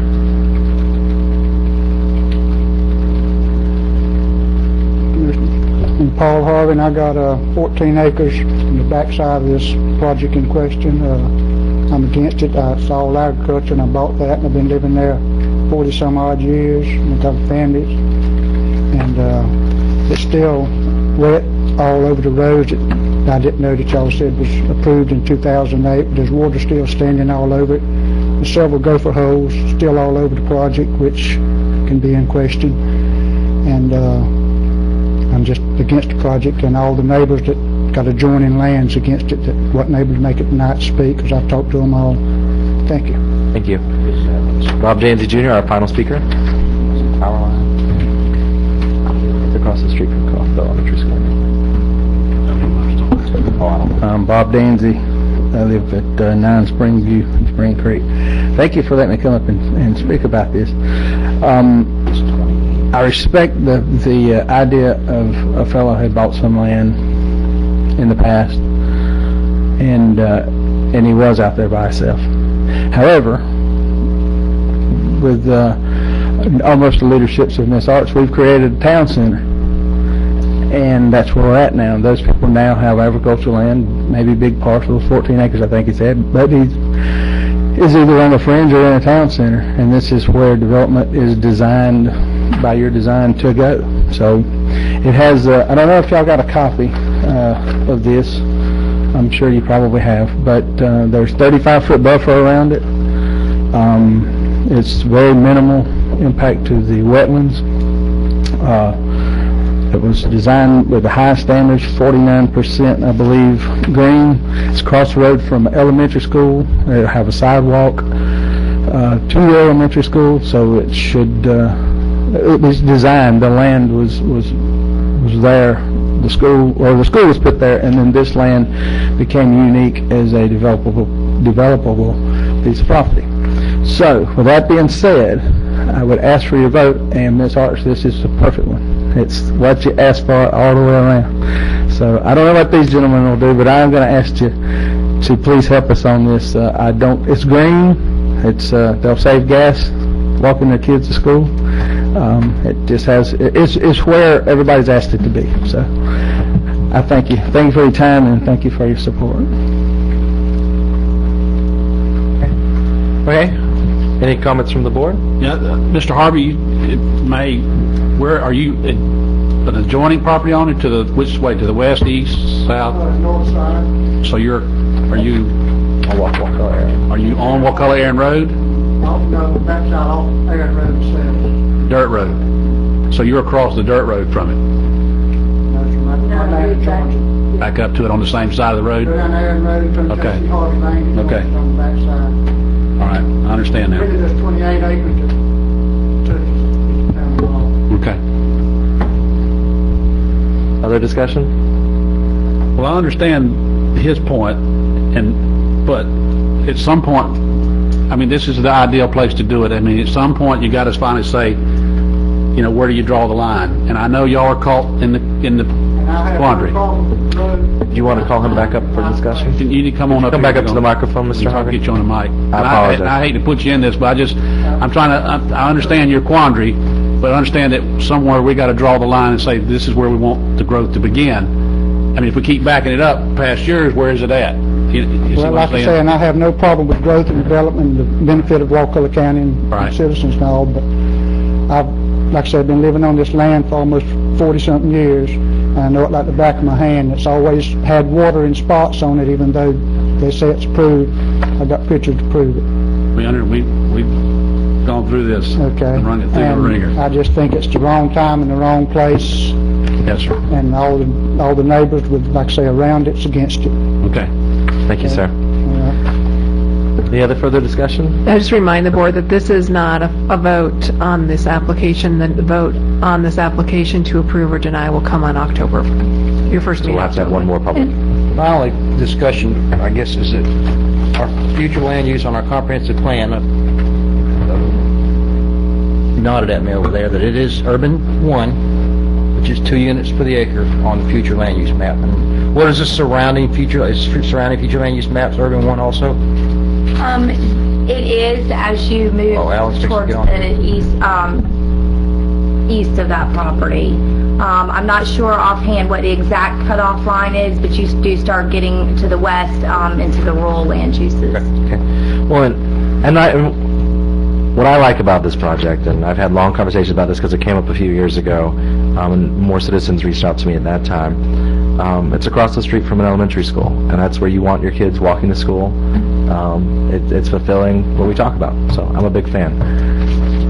Any other discussion from the board? Sharps? I'll save my comments for the next hearing. Okay. All in favor, say aye. Aye. Aye. Is there a vote for that? We had just a vote. I That's to guess. conduct Okay, the it's a public hearing. All right. So, okay. Next item on the agenda is the application for preliminary plat PP 11-01 Muirwood subdivision, Muirwoods LLC, owner Thurman Roddenberry, the agent. I'll go ahead and make the motion to conduct the first of 2 public hearings and consider the proposed application for preliminary plat PP 1101 based upon the recommendation of the Planning Commission, finding the facts, including law made by the board, and if the editor submitted the hearing hereon, accepting staff report and any recommendations Louis has on it. Did you have? Second. Same project. Was there any, Louis, was there any recommendations on it other than what you already did on the? No new recommendations. The order is the same with this one. The same order. I did question Louis about this property donating right-of-way on the dirt portion of Wakulla Aaron Road, and it is on the plat. I think it's showing an additional 40 feet. Did we find out the total was 40 feet? Now, I'd personally like to see more, but I think it's a lot more than what's out there. Okay. I have some questions for Thurman Roddenberry, Okay, please. Thurman, would you come up? Yes, ma'am. I think the last time we heard about this, there was a discussion going on between the developer and Mr. Boutwell, I believe, who's the property owner. Quite a bit, yes. Okay, now, and I'm sort of out of the loop now, but it was my understanding there was going to be some kind of a fence or something put along that property line, but I can't tell from... Well, he was requesting a buffer, and we gave him one. We put a 35-foot buffer from his property line to the back lot lines that would... Okay, just a buffer. space. Were you planting vegetation? Yes, or- there's going to be a landscape buffer. Okay, because with the small map, I can't really tell, and I didn't get the big one. Is this, are we going to vote on this one now, Heather? No, I mean, you really need to have the first one done to vote on this one. I have so. another question for Thurman whenever. Okay, it says buffer, but I don't see landscaping in there. Okay. All along the roads and all. Could you speak into the microphone? I'm sorry. Trees. Okay, another question is on the drawing that I saw, it makes this central area look like a lake or pond or whatever, but it's really a stormwater retention pond. Stormwater retention, yes. And most of the time, you're expecting it to be dry, correct? I mean, most of the time, it's just going to be... If we don't have a 500-year flood event like we just had, yes. Right, so even though it shows blue water there, it's really just going to Temporary blue water. be grass. Yeah, A grass it's just for pressure. maintaining and cleaning up the water, make sure we keep water Okay. quality. Okay. And I assume, Thurman, that y'all, I don't know what stage you're at in this, but you'll have to get permits from the Water Management District, which don't allow you to increase discharge off-site. Right. And the buffer, is that in a, because I know there's been some problems before with subdivisions having a buffer, and then the homeowners will go cut all the trees down. Is this in a separate easement dedicated to the county, or a separate piece of property, or is it just something on a piece of paper? No, it's going to be dedicated to an HOA as the 35-foot buffer will be. And I've expressed this before, but anytime we have a landscape buffer, I'd like to have an easement in favor of the county, so we can actually enforce it.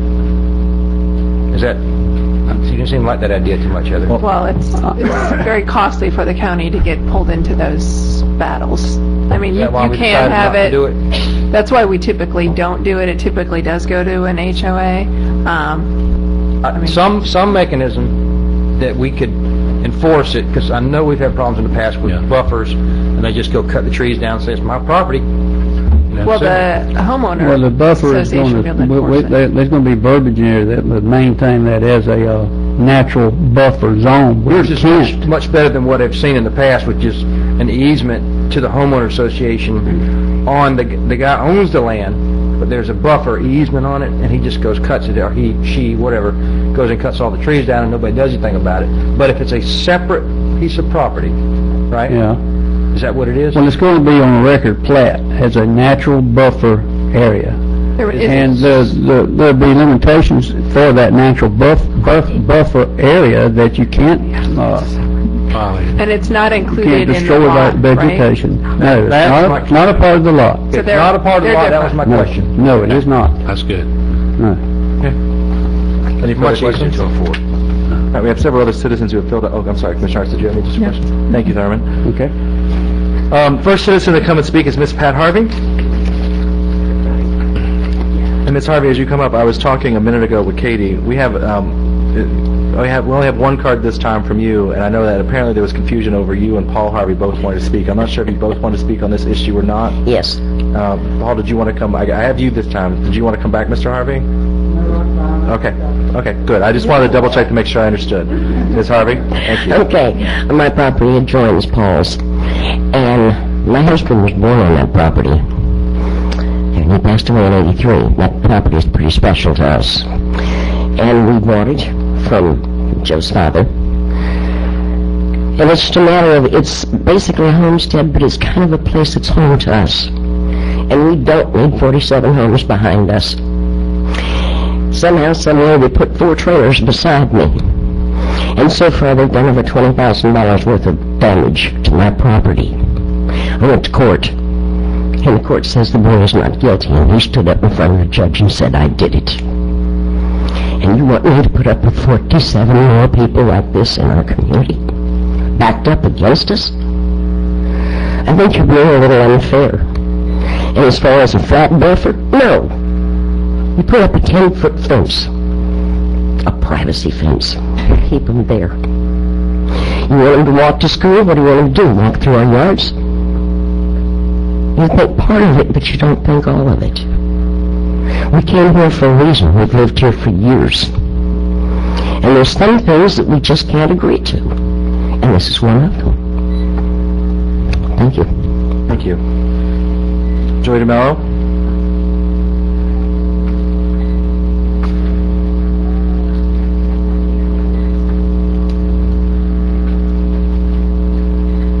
Joey DeMello, 28 Greenleaf. I just want to say again that he's a good, honest man and goes above and beyond and will do anything that the county asks for him to do and do it right.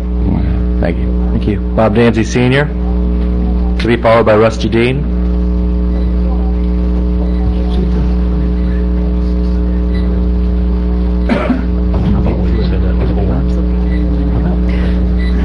Bob Danza Sr., I still support this project, and I'd like to see it move forward. Thank you. Rusty Dean, to be followed by Bob Danzy Jr.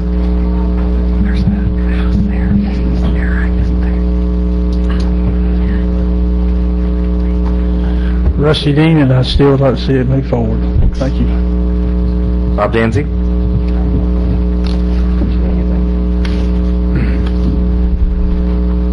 Thank you again for allowing me.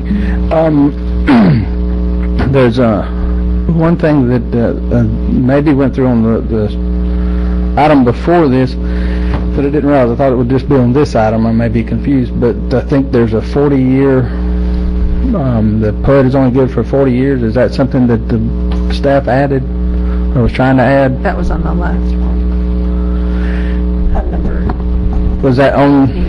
The order does not have a specific time yet, and we're going to recommend whatever the applicant, what his intentions are, that he state that on the order. Okay, so that's not happening now. I just want to, okay. Yeah.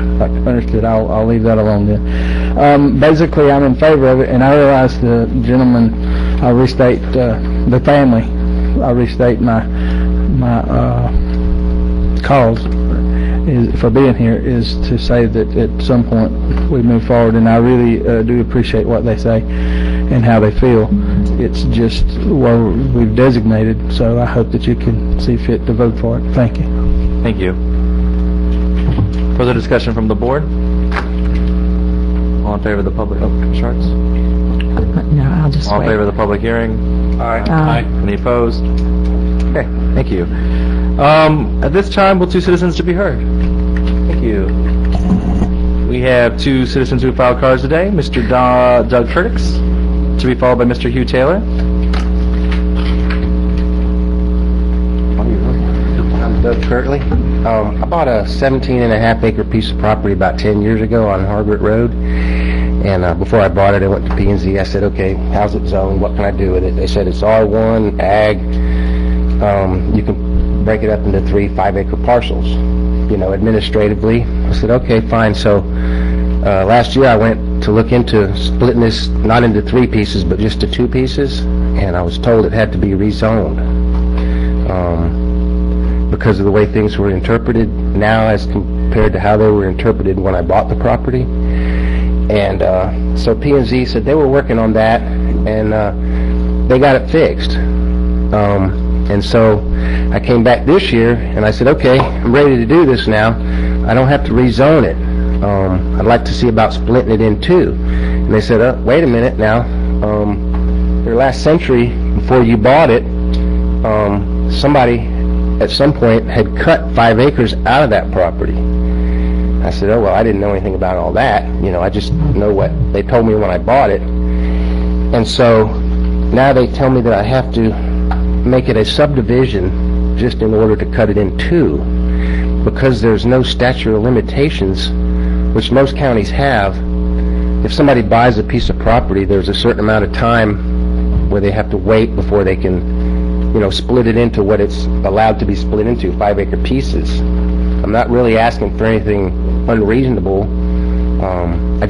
I'd like to maybe get up with you all individually, see how you feel about it, and maybe we could get a statute of limitations in the planning and zoning. Told me to come and talk to you guys and see what we could do. So I'd like to maybe make an appointment to talk to you guys and see if we can fix that. Get a statute of limitations for somebody who buys a piece of property, because it was, the Hartsfield survey was done 200 years, before Florida was a state. How far back you want to go. Yeah. So that's all. I'd like to maybe make an appointment with you guys individually and just see what you feel. You're Reasonable? You're welcome to call me. I'll talk to you. I'm not sure I can change anything, but we can talk about it. Right. Call me too, but I can't tell them what to do. No, none of us can. And remember, and I apologize, but we're not really allowed to engage in conversation. Well, Louis told me to come and talk to you guys. I thought it was reasonable, so. Louis' fault. Okay. No, we'll be glad. I'll be glad to talk to you. Call me. Hugh Taylor.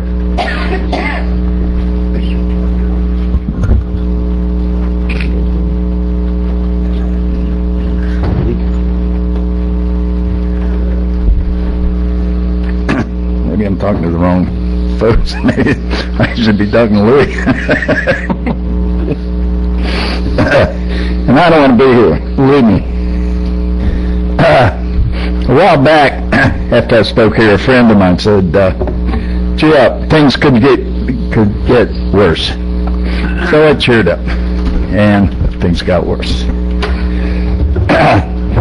So now I'm back to talk about rumble strips, good old boys taking our money and beating us over the head with it, and the wonderful reception my wife and I got from the local Democratic Party and the Bobby Pierce Forest Superintendent campaign. I have plenty of facts, and I am not hiding, so if you need to want to chat with me, come on. Rumble strips on June 4th. The board passed unanimously a motion by Mr. Stewart to take rumble strips up on Raywinkle Road where he lives. The agenda item was written apparently not by Mr. Stewart. The rumble strips were placed on the north and south ends of Raywinkle Road as a safety measure. Then we go down, the citizens have requested that the strips be removed so the noise from the strips can be eliminated. We have rumble strips in front of our home. We dislike the noise. There's lots of noise. But we consider it a price of public safety and our civic duty. However, I asked just for the heck of it if I could get them removed, just to see what answer I got. And I got everyone except, sure, I'll stick it on my commissioner agenda item. Everyone in the Good Old Boy Network gets their way, and nobody else does. There's no policy as far as rumble strips. That I have in my little book of facts. But, so I'll tell you what, it's the same thing with Mr. Merritt's speed limit thing later on in this meeting that I cannot stick around for. However, I'm going to shut up about that. You're welcome. But the first person gets killed at that intersection, I will be back. Thank you for that. Now, Commissioner Barack, it's time for your party and the principals of that party to account for their actions relative to a forum that was held on 8/23.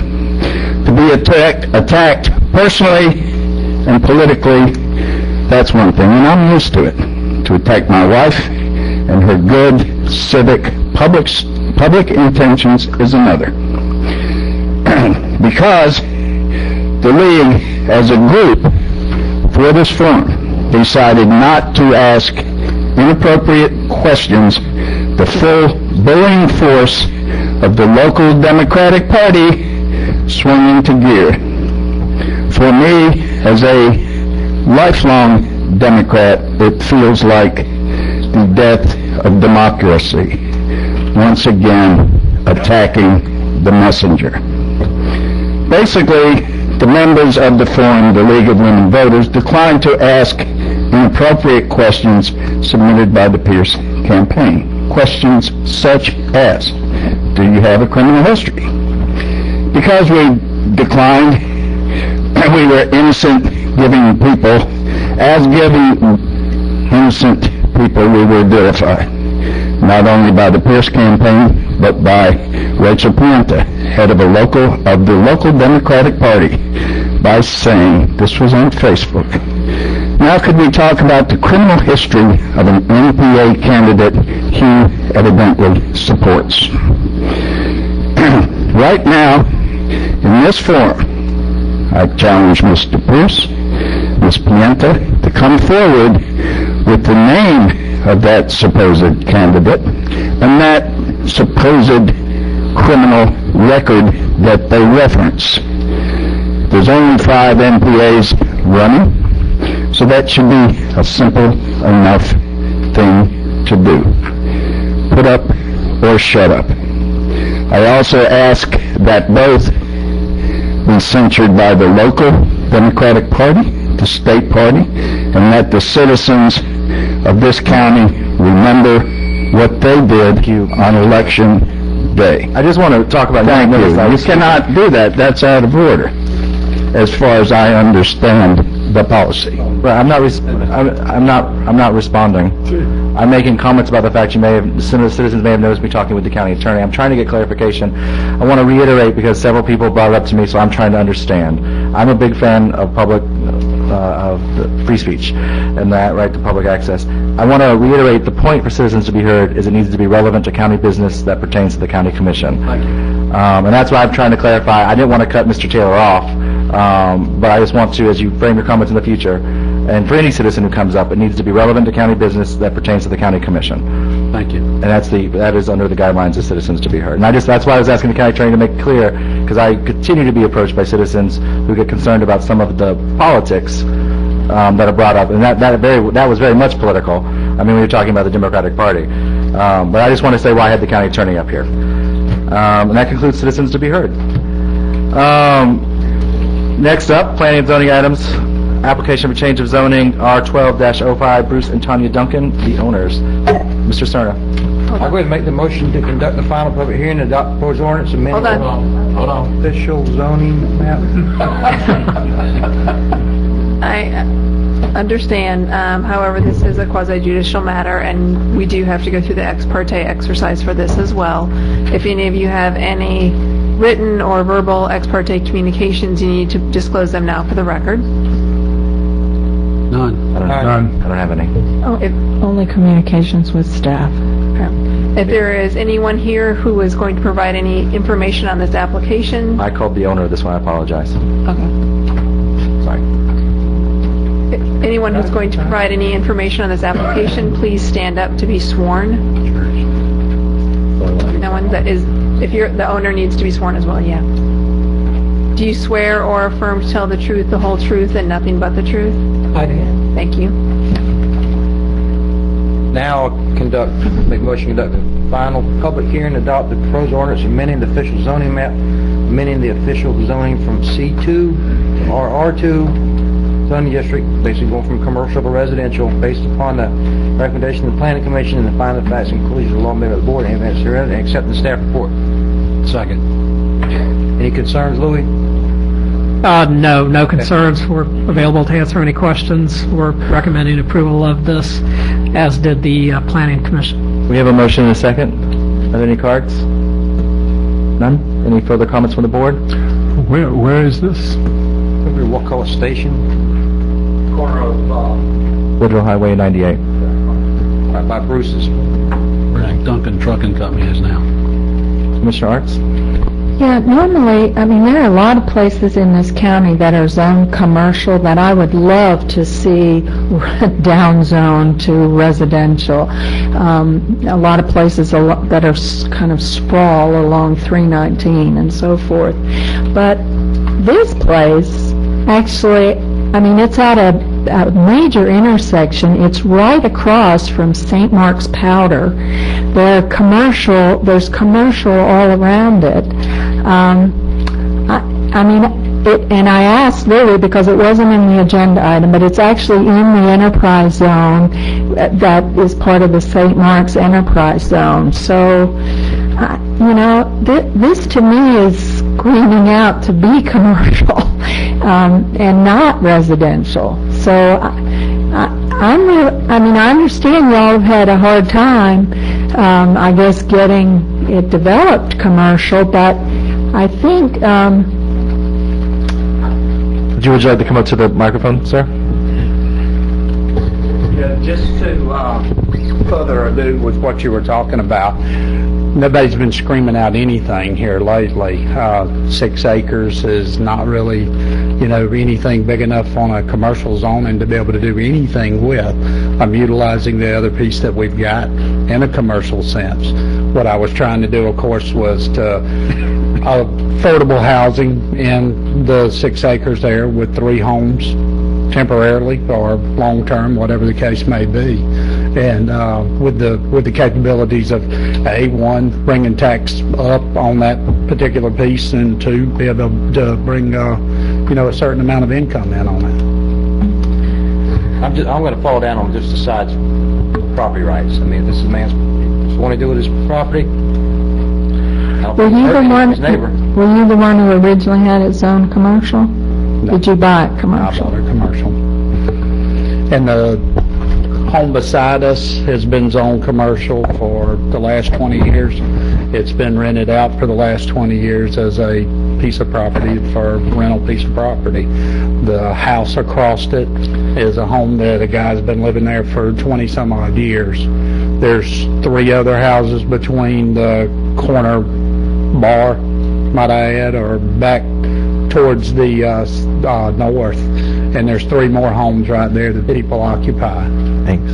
It's a similar. That's why I reached out. It was a similar concern. It's a neighborhood where it's, I mean, there's houses and there's commercial intermixed very, so it could go either way. And I raised the same concern, had the conversation, and we talked about it. I just want to say, make sure you're aware. Yeah. I've talked with John over at the powder plant. You know, I think everybody in that area kind of gets accustomed to hearing the noise from over there, and you know, I know we've had people in at our shop and they're going, "Wow, what was that?" Bruce, if I'm correct, this is also known as the Green Lantern community, isn't that correct? For Mr. Gene Cutchins. That's setting behind the bank. Is that not right? That's correct. Yeah. In and around the bank. I just own that house next to it on the north, and sold it to brown house yeah. Right there to the north. But and you didn't have much of a. I meant, you obviously had no luck of selling it for zoning or. No, not for commercial. It was commercial, but it wouldn't. It's yeah.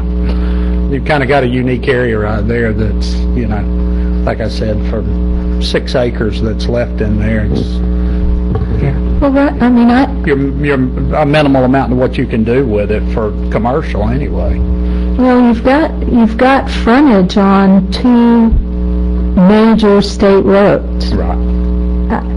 I mean, that, Well, I'd like to have it to where I could at least put it back commercial if it ever came to that, is what I'd really like to have. But, asking for both at the same time would I'd like to have my cake and eat it too, but, Yeah. yeah, I mean, the economy's terrible right now, and I appreciate that, but this county needs some commercial development. Exactly. And residential development we don't need. We have a surplus of houses. This is not going to be, I think, a particularly attractive location for a lot of people. It's going to be an affordable housing for somebody to be able to rent. And then, like I said, if 15 years from now, somebody comes in and they're going to buy out the dollar store and the bank, and they're going to take out that whole corner right there, then you could change it up. But Sarge would support it. yeah. Back to see commercial. Okay. Which I would too. That's what I'd love to see. Okay. Do you have any further questions? I think we're good, thank you. Thank you. Any further discussion from the board? All in favor say aye. Aye. Any opposed? Aye. Passes 4-1. Application for change of zoning R12-07 Spring Creek Land Company LLC, owner Thomas Harrington, agent Louis Cerna. We need to get sworn in? Hold on. Again, if you have any ex parte communications regarding this application, please disclose them now for the record. None. Anyone? I've spoken with Mary Catherine Westmark, Tom Harrington, Tammy Barfield, and many citizens off the record, not off the record, but about the potential of this development. Off the record. Wrong way to say Yes. it. I have also had some conversation with about the future intended uses of this property with owners, but, and I've also talked to staff. Okay. If there is anyone here who is going to provide any information on this application, please stand up to be sworn, including if the applicant and owners are here. Right now you're just getting sworn in. Oh, okay. Do you swear or affirm to tell the truth, the whole truth, and nothing but the truth? Thank you. Louis? Yes, members of the board, this is a request for rezoning from light industrial to heavy commercial. It's a .24 acre site located at 19 Shadeville Road. This is in the Crawfordville core in an area designated for high-intensity commercial. Everything around it is zoned C3, which is a requested zoning district, so we're recommending in favor of this. Motion to conduct the final public hearing and adopt the proposed ordinance amending the official zoning map, amending the official zoning from light industrial zoning district to C3 heavy commercial zoning district based upon the recommendation of the Planning Commission and the findings of fact and conclusions of law made by the board and any evidence submitted at the hearing hereon. Accepting the staff report. Yes, accepting the staff report. Second. You second? Right. Does the agent have, Tom, do you have anything you want to say? Don't talk us out of it. It's our second. Yeah, well, it's a project, and I know they're still moving forward. It's just something I've heard. I have an idea of what's going on here. I'm very excited about this project. So, I'm glad to see it come. I think it's going to be a good asset for Crawfordville. I hope it's successful. Yeah. I don't know if you want to plug it or if you're still keeping it kind of under wraps.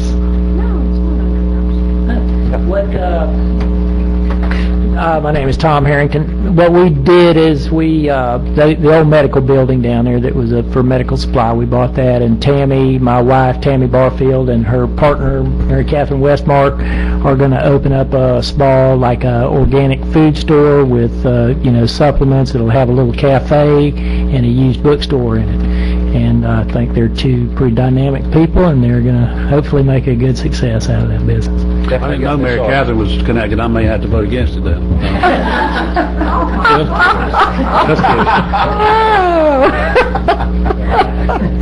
Well, and we talk a lot about how we want it to be walkable and shoppable in Crawfordville and downtown Crawfordville, but to do that you have to have a place for people to meet and to talk and to congregate, and a coffee shop's perfect for that. I hope you serve good coffee.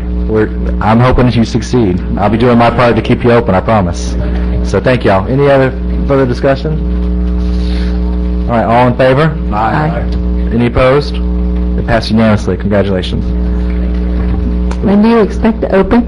We'll be seeing them to get our building permit tomorrow. Good.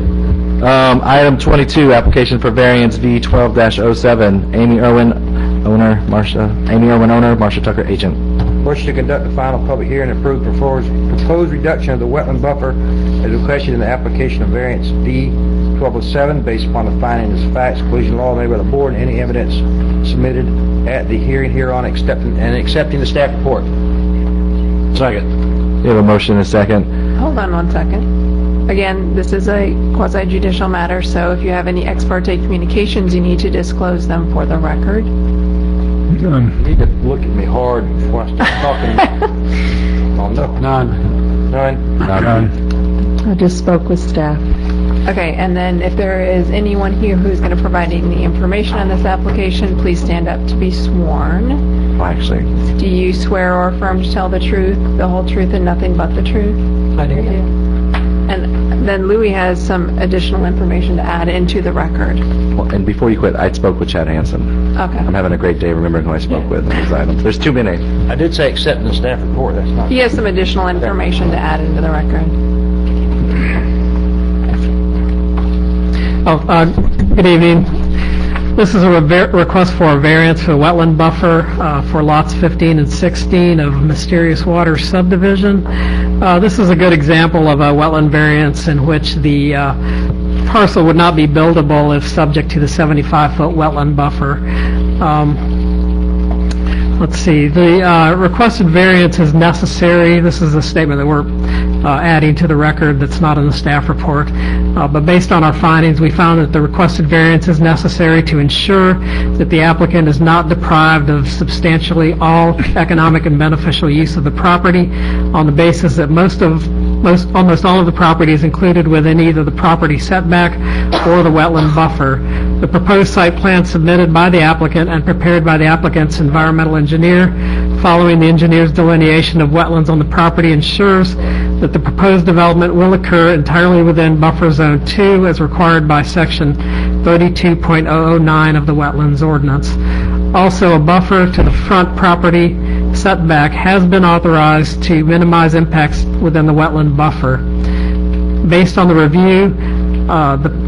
review of the proposed site plan, it is not anticipated that the requested variance will have adverse impacts on the wetland. Therefore, no mitigation shall be required in accordance with Section 32.09G of the Wakulla County Code, which provides that mitigation is required when approval of a variance will have adverse impacts on a wetland. Staff is recommending in favor of this buffer variance. The motion's still good, right? We have a motion and a second. Are there any cards, Katie? Any further comments from the board? I just have a question for staff. Is there, as part of this, is there education to the homeowner about the preserving the buffer, that is the interior part of it? One of the conditions is that best management practices are utilized in the development of this site, and we'll pass that information along to the applicant as far as what that means. And yeah, I mean, it will be clear that that 35-foot remaining buffer has to remain undisturbed. Okay, thank you. And we will pass that along. Louis, is it correct to say that if Alan's initiative goes through, this would have been done in-house, and these people wouldn't have to come before the board and ask to use their property? You could have made the determination that this was the only way they could use it beneficially. We haven't established a final criteria, but I think this is a good example of where if you could not build a house on there without the variance, that we would grant that. So yes, it would be a good example. Yeah. That was a good idea, Alan. Thank you, Commissioner Merritt. Any further discussion? All in favor, say aye. Aye. Any opposed? Passes unanimously. Item 23 this evening, request board approval of Transmittal Comprehensive Plan Map Amendment CP 12-03. Louis Cerna. Heather gave me a dirty look, so I didn't say anything. This is not a quasi-judicial item, so you can make your motion. Don't make a motion. I'll go ahead and make a motion to conduct a public hearing and vote to transmit the proposed comp plan amendment, amending the future land use designation from ag to rural 1 based upon the findings of facts, conclusion law made by the board, and evidence submitted to the hearing on, and accepting the staff report. Second. Thanks. May I? Do you, we have the report? Yes. Comment? I would like Louis to kind of hit the high points about what's being proposed. Absolutely. This is a large-scale comprehensive plan text amendment to change the future land use on the property from agriculture to rural 1. It's generally north of Commerce Boulevard at on Old Plank Road.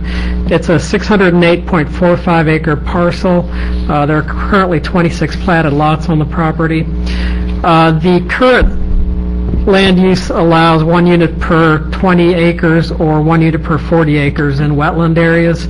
Under the proposed Rural 1 designation, 1 unit per 10 acres with dirt road access would be allowed, or 1 unit per 5 acres with paved road access, with 1 unit per 20 acres being allowed in wetlands.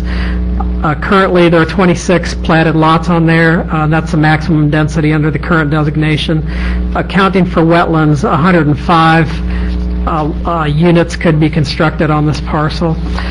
Staff is recommending in favor of this amendment based on the surrounding land uses. The land use to the north in Leon County allows a density of 1 unit per 10 acres, and that parcel is developed with 8-acre lots. There is rural 1 located east of this property. There's industrial to the south and to the west. The sustainable community is also located to the west, and of course it is across the street from the prison. So based on the surrounding land uses and the development patterns in this area, staff is recommending in favor of this transmittal. Okay. We have one citizen who's filed a card, the agent Elliot Marnham. I don't know if you have any comments that you'd like to make, sir. You don't have to. You don't have to make comments, Elliot. Yeah. Thank you. Okay. Thank you, sir. Any further comments from the board? Yeah, I'm going to make a comment because, I mean, I was at a birthday party recently for a 1-year-old, and a citizen came up to me and said, "I have a bone to pick with you." Why? And the whole commission, not just me. Why do y'all keep approving houses when we got, you know, tons of houses that we can't sell or whatever? And we do. We have a surplus of about 1,000 houses in this county.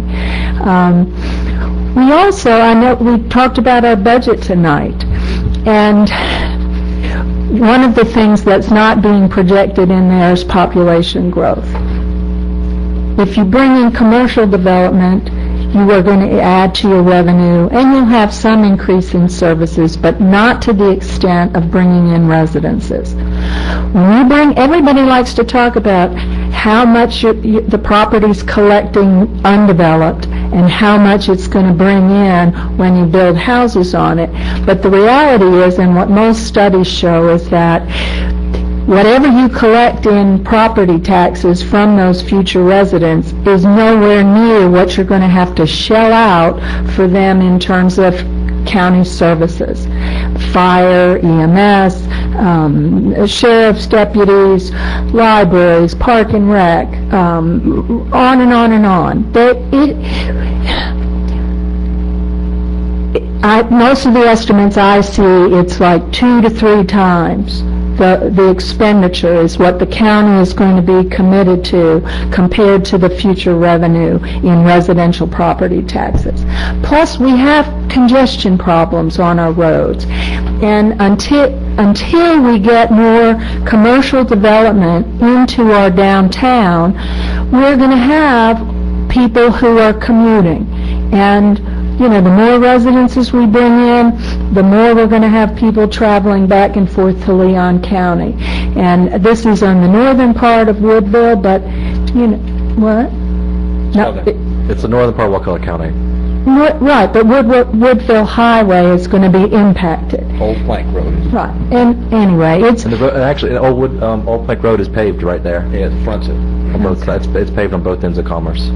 Okay, I have concerns about given, we need commercial development, absolutely. I don't think we need to keep on approving large residential subdivisions, and we're taking a property now, and this has to be through a comp plan amendment, and if we're ever going to say no, these are the times we need to say no, is at the comp plan amendment stage. Because once we go through this, then everything else just kind of rolls along. And, right now, we're talking about, quadrupling the number of residences from 26 to 105 or whatever. I just don't think now is the right time to be doing that. If we have more commercial development, more people moving here to work here and live here and recreate here, fine.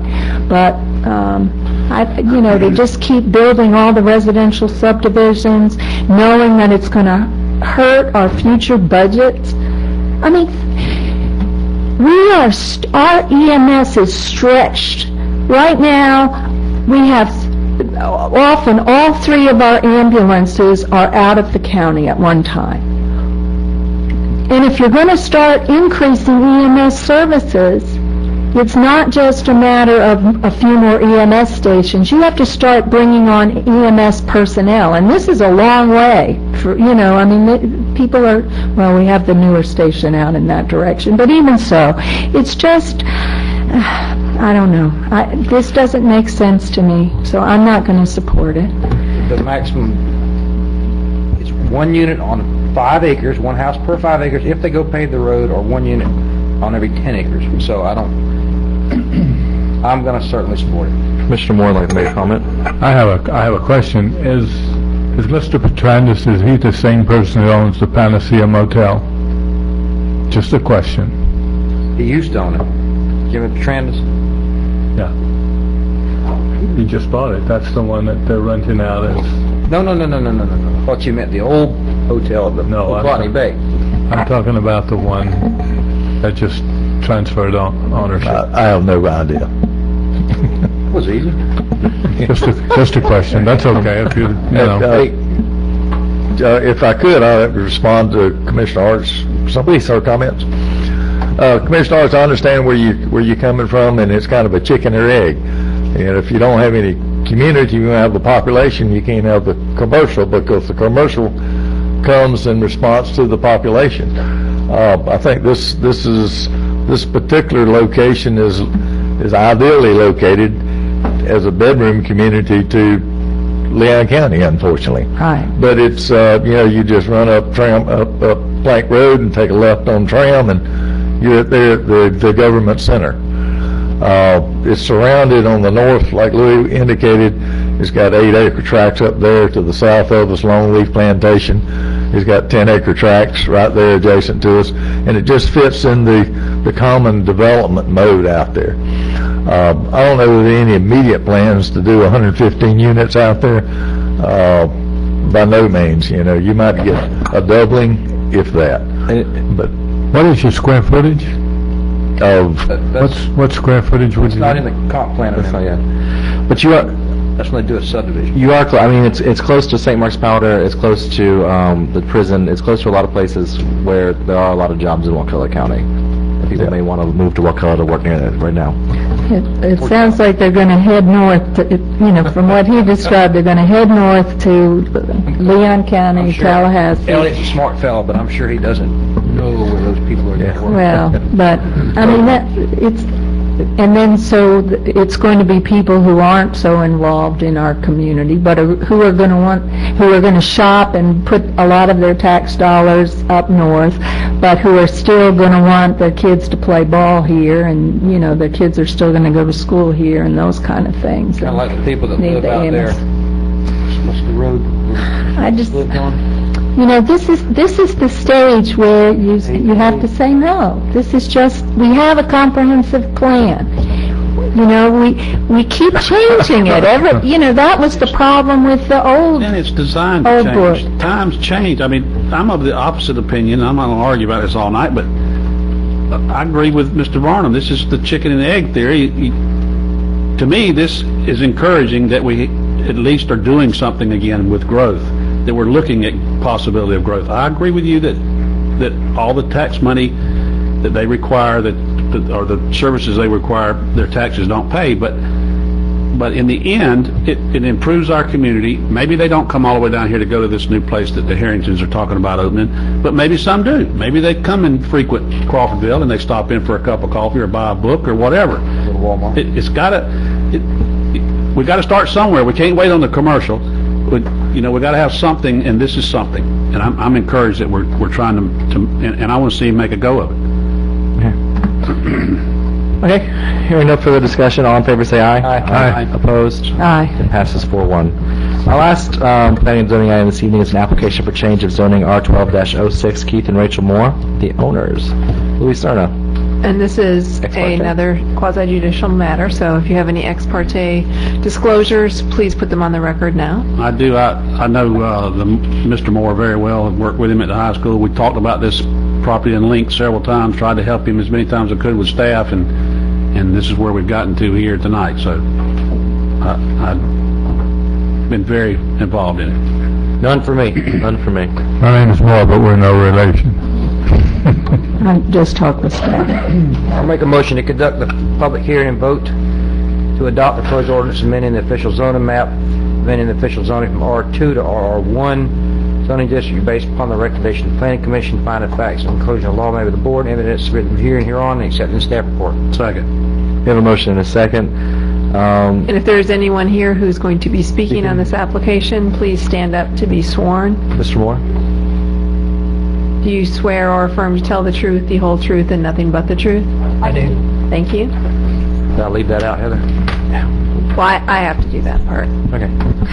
I do have to be. Do you want to, Louis, do you have any points you want to raise real quick? No, the surrounding zoning is consistent with what they're asking for, so this is pretty straightforward, and we're requesting approval of this. Commissioner Stewart, you have a question? The only question I have is that I'm not sure that we should have required this gentleman to pay this fee.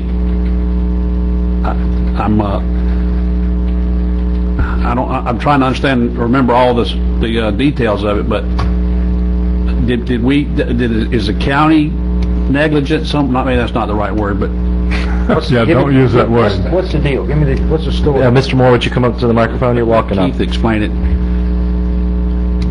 When we originally looked at the piece of property, it was zoned RR1 through the realtors and people like that. We looked on the County Board Commissioners website. It was zoned RR1 then, but one of the guys over at the permit office said something about going over to planning and zoning, so that's what we did. When we went to them, that's when we had found out that the previous owner had changed it to R2, which accepted duplexes and site-built homes only. So there was no... So it's part of that, excuse me, Keith, is it part of the process that's been kind of hosed up all along where they can go to the courthouse and do things and then we don't get we get left out of that loop somehow? It's rezoned. No, this was straight rezoning by a previous owner to R2. So why would Keith, Mr. Moore, think it would have been R1? Because that's what the website says. I guess my understanding it was the online maps, perhaps? Is that the... Yes, the property appraiser's website, they have a map that shows zoning on there. And there is a disclaimer. Was it zoned R1? It was listed as RR1 on that online map. But the disclaimer says this may not be true. That's correct. There is a disclaimer, but unfortunately it was listed with the old zoning on that. And we have become aware of the problem and are trying to actively work to rectify any issues with those online maps with the property appraiser's office. We'll get it changed just in time to And change all it I'm back. saying is that should we hold this gentleman responsible for a fault of ours? Well, it's not the county's map. No, it's not the county's map. It's the property appraiser's map. Okay, that's all. And I gotta pull Alan Brock here. I think I actually did talk to you and your wife at the Yes. planning commission in the office. Planning and zoning, yeah. And that look as pretty as me. I mean, we have paid the fee. I mean, we're not arguing that or anything like that. But I had mentioned it to Mr. Stewart, and he, wanted to clarify, wanted to clear up, if there was anything. I mean, we're not disgruntled about anything, but if we, if somebody's made a mistake, we get refunded, that'd be great. But I think we have actually refunded or waived it if somebody went and got a building permit to put a mobile home, for example, bought it, and then somebody come back and said, oh, we were wrong on your DPA, we were wrong, we wrote the wrong zoning on it, that's one thing, but Okay. in this case, I told the gentleman I'd try, because I just want to make sure in the future we try to fix these issues. Yeah, and that's why we're bringing it up now. Well, and I appreciate you bringing it up so that other citizens are just reminded that it may not be right. And off the record, I mean, I hear Very much on the record. Miss Art, not off the record, Miss Art's talking about commercial. Is there any committee or anything like that goes out and tries to find commercial businesses that try to come here? Okay. there is an industrial development board, I don't think that's... I'm a committee of one. One, okay. An Economic Development Council, we have an Industrial Development Authority, who are supposed, and the Chamber of Commerce are supposed to be working on that. Okay. Well, I just know that Gadsden County just got the new solar. I know, I hated that. Yeah. It's Yep. But well, that's a longer conversation I'd be glad to engage on, but not on this subject, so we're not really supposed to. Any further discussion on this item? Hearing none, all in favor say aye. Aye. Any opposed? It passed unanimously. Congratulations. We have no general business this evening, which is exciting. But we do have many commissioner agenda items and another item from the county administrator. The first commissioner agenda items this evening is one from me. I'm not sure how I usually go last. This is exciting. I have brought up an item to request board approval to direct the county attorney to draft an ordinance to ban the access of candy-flavored tobacco to minors. You can see if you've read my item, this last year, last 2 years, the federal government has banned candy-flavored cigarettes, and we passed resolutions supporting the ban of candy-flavored tobacco, which would be things like candy-flavored chew or candy-flavored cigars, so cigars that taste like grape or chew or cherry-flavored skull. What I've suggested doing with the proposed ordinance I have in here is limiting the sale of those products to places that are 21 and up. So you wouldn't be able to buy it at the gas station across the street from the high school anymore, but you could still go to a liquor store, an alcohol store, clubs, and still buy your favorite tobaccos. That's a good idea. I second the motion. Well, we need somebody to make the motion. Can he make the motion? Okay, I approve to direct the county attorney to draft an ordinance to ban the access of candy-flavored tobacco to minors and approve to schedule and advertise a public hearing. Second. And do you want to put the stipulation in there, he said about the 21 or older? It's in there. It will be. That's in the draft ordinance. It's in the draft ordinance. Okay. Tanya? And so Tanya's here, who works on this and isn't allowed to really say very much on it, but she is able to educate us on the issue if we have a question. The state encourages. Have a public hearing. It's a very fine line. Well, I was just wondering if you're aware of ordinances in other counties that have addressed this, or there's some model ordinances, or... There is one in Miami, but it banned it completely. Is that the only one in the state that you're aware of? The only one. Okay, thank you. I'd like, y'all know me well enough that I really don't like infringing on people's rights, but if they can go, I know there's 2 years in there where you can't buy it, but if I wanted a grape flavored cigar, I could go to the liquor store and buy it. I could. Mm-hmm. Now, it does inconvenience me a little bit, but I think that little sacrifice in personal freedom maybe is worth the benefit. And it's, yeah. Politically correct? I think so. Well worded. All right. Any further discussion? Hearing none, all in favor say aye. Aye. Passed unanimously. Thank you. Commissioner Stewart, you have an item this evening? Wakulla Gardens? I'm bringing this forward on behalf of the Community Traffic Safety Team, of which there's 2 or 3 members here with me tonight in the audience. And the folks in Wakulla Gardens, I think there's 1 or 2 here to speak, would like the speed limit lowered, and we concurred because of the closeness of the houses, the front of their houses to the roadways, and the dust factor and all the other factors that go on in that area with speed, and the fact that it's just the sheriff's department can only do so much out there. They do what they can do, and people, as soon as they leave, they're flying through the roads again. So I don't know what speed you make them, they're still going to drive fast, but this is not my idea. This is a community traffic safety team. I support it and will support it, but it's coming forward from them, and so I'll make a motion that we, I know Randy's going to jack me up here later with something else, but that's okay. approve to lower the speed limit in Wakulla Gardens to 15 miles an hour. Second. We have a motion and a second. Do we have citizens? Oh, look. We have two citizens to speak this evening, Ms. Tammy Hornbaker and Mr. John Schuff. We'll start with Tammy. Made a post today on one of the Facebook page. We had 3 for Wakulla Gardens, and one of the posts was, has anybody seen the the buses as they're speeding down these roads? And they're already just tearing up the roads. And, you know, this reduced speed limit will be great if we can get some enforcement for it. Having it reduced is going to help, but if there's no enforcement of it, it's just, they're just going to thumb their nose at it. So we would really like some enforcement of it once it, you know, goes into effect. So, thank you. Tammy, I talked to Billy Jones, this is the chairman of our CTSD, and he said he was going to get a speed trailer out there and set up and do some enforcement with this extra money they got. So I'm hoping that comes. If Billy said it, then he'll do it. And so surely that'll be coming soon. Can I ask for a question too? Yeah. Is it your hope that people will drive 15 or drive 10 miles and over 15? I say this because I used to have Cleve's job. I don't know how many requests I had for speed limits.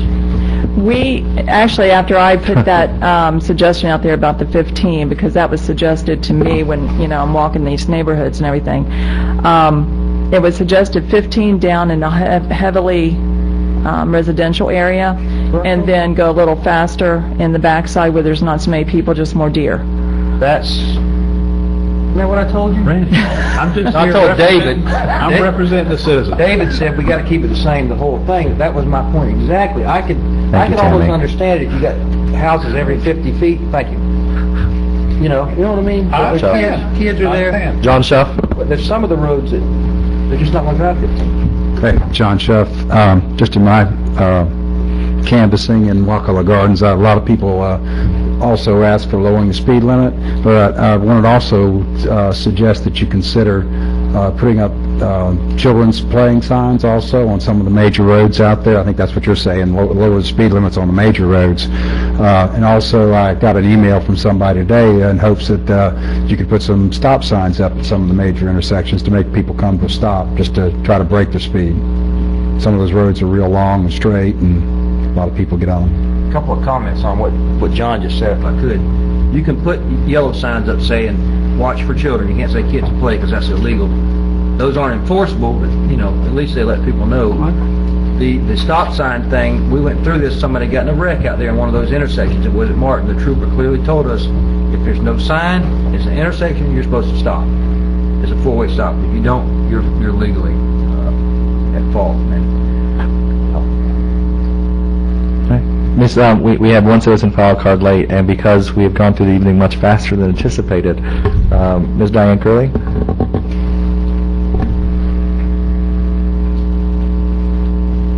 Thank you. I've lived in Wakulla Gardens for over 8 years now, in the upper newer section of it, and there's got to be something done about the speeding in there.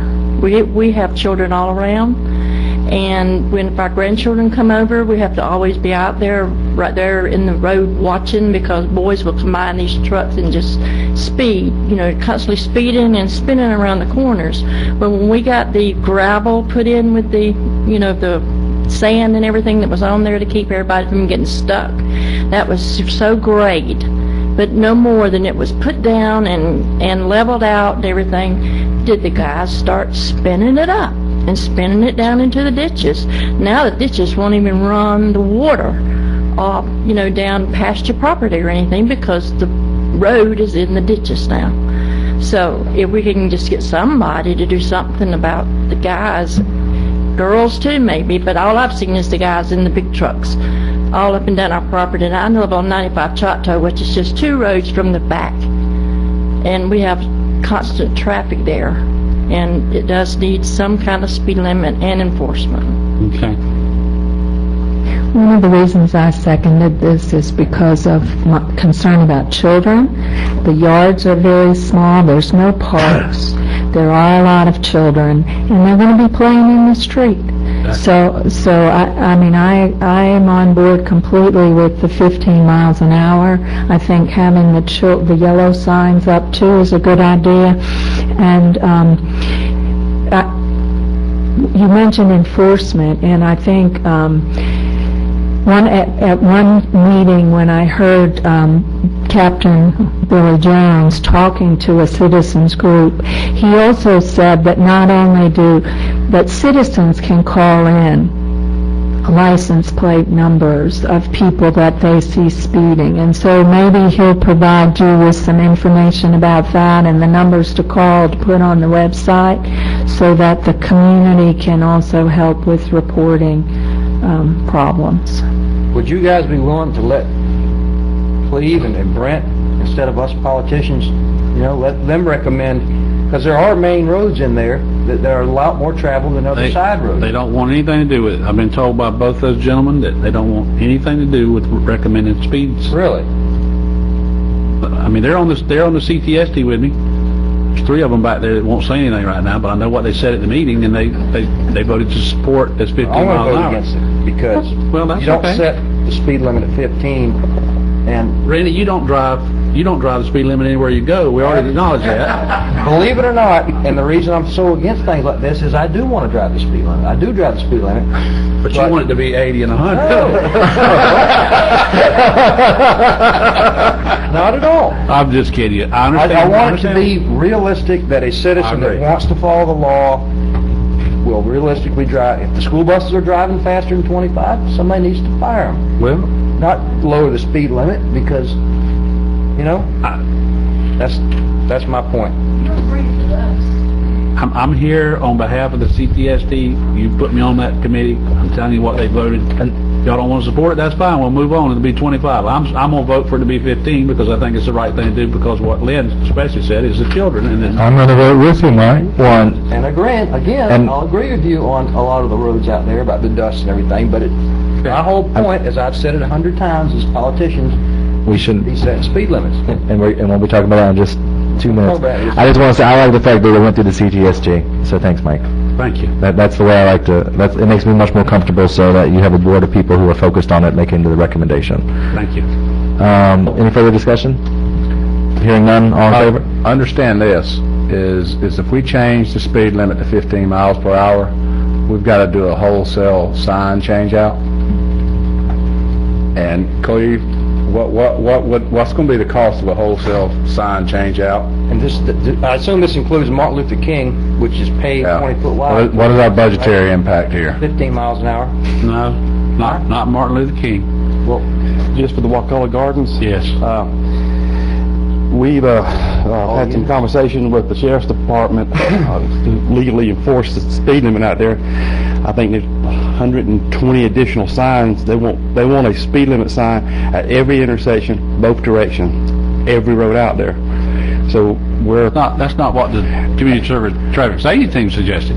Well, I'm just saying that you asked me what the budget impact is. I mean, we got citizens that are being referred to us by the Sheriff's Department saying we don't have enough speed limit signs posted in Wakulla Garden, the current speed limit sign. So we're not going to have enforcement. We need to put those signs up one way or the other. You're looking at $20 a sign, and plus the labor to put them up. So I don't have many, but what we've looked at a project is to put a speed limit sign both directions, each end, both traffic directions at every intersection out there. And there's a lot of intersections in Wakulla Gardens. And you got a grade around them and mow around them, but and again, I don't enforce the law, but when citizens are calling us saying that they. But the sheriff's department says we have to put those signs up there one way or the other, or they're not going to slow them down. They tell us that the sheriff's department is they're being referred to us by the sheriff's department that we don't have the speed limit signs posted properly.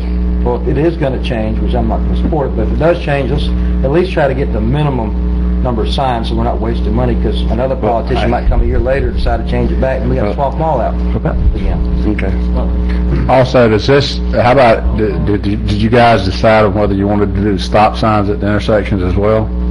Well, like I said, on that, from previous experience, I know the trooper told me because there was a dispute between the two parties involved in the wreck. And the trooper clearly told me, if you come to an intersection and it's unmarked, then it's supposed to be treated as a four-way stop. Now, you may say, what if you're on 319 and you drive up to a little side road and it doesn't have a sign on it, but But Randy, I take exception to what you just said. It's not a politician changing this. I'm going to say it again. I'm bringing this as a community traffic safety team out, and I would appreciate you acknowledging that that's what it is. It's not a politician trying to change it. I do appreciate that, Mike. I'm not blaming you personally. It's just, I know what the law says. Speed limits are not supposed to be arbitrarily changed. They're supposed to have an engineering study done or whatever, or either it's not even legal to do it like that. So. But I believe the study you're going to bring up does say 15 miles an hour is a minimum. It does. You're right. Okay. Just want to make sure everybody understands that. That's fine. Maybe what we can do, Cleve, is we can work to bring back a full signage program, and then how we can implement it over the next couple of years, and implement that signage program so we're not, we're hitting some of the worst roads first, and getting some of these areas and kind of working in over because it's going to be an expensive endeavor. I mean, you're talking $10,000+, which needs to be done, but still, we don't have that in our road fund right now. Did you? So, when Martin Luther King's not in it. And you're not we're not including Martin Luther King, right, Commissioner? Right. It was just the interior roads of the gardens. Okay. And let's do the highest populated areas first, whatever units those are, and move to the back roads. I mean, that makes sense. All right. Any further discussion? Hearing none, all in favor say aye. Aye. Any opposed? Aye. It passes 4-1. Our last item this evening, well, no, we have one after this one. Almost last item of the evening is Commissioner Merritt has an item on county speed limits. All right, I'm going to continue this speed limit rant. I had asked Cleve actually to go out and set because, I've talked many times about the speed limit by community center is too low. People have got tickets there. It was arbitrary. It was just this board decided that's what it should be. I think one of the ticket holders is sitting right over there. Call their name, but so I asked. Does she work for the county? I asked. I brought this up before then, but I actually asked Cleve or Brent to go say, hey, why don't we put the traffic counter out on 61 and let's see what speed people are actually driving. And it got some miscommunication. Ended up on Trice Lane for the first couple of days, which, by the way, has a 35-mile-an-hour speed limit. Then it was moved over to Highway 61 between the daycare and the community center. And I mean, the results to me are pretty they're pretty clear on what it reveals is that when people have a speed limit that makes sense, like Trice Lane, most people obey it. Let's see, Trice Lane, 93% of the people they measure travel 40 miles an hour or less. That's about a 90% compliance at the posted speed limit. But if you go out on 61, 6% of the people drove 35 miles an hour or less. 6% of all the people that drove by there, even though it's posted at 35. It's just, it makes absolutely no sense that we as a board went out there and changed the speed limit when the speed limit study we had that paid for in 2000 clearly said it should be 55 to Trice Lane, then 45 after it.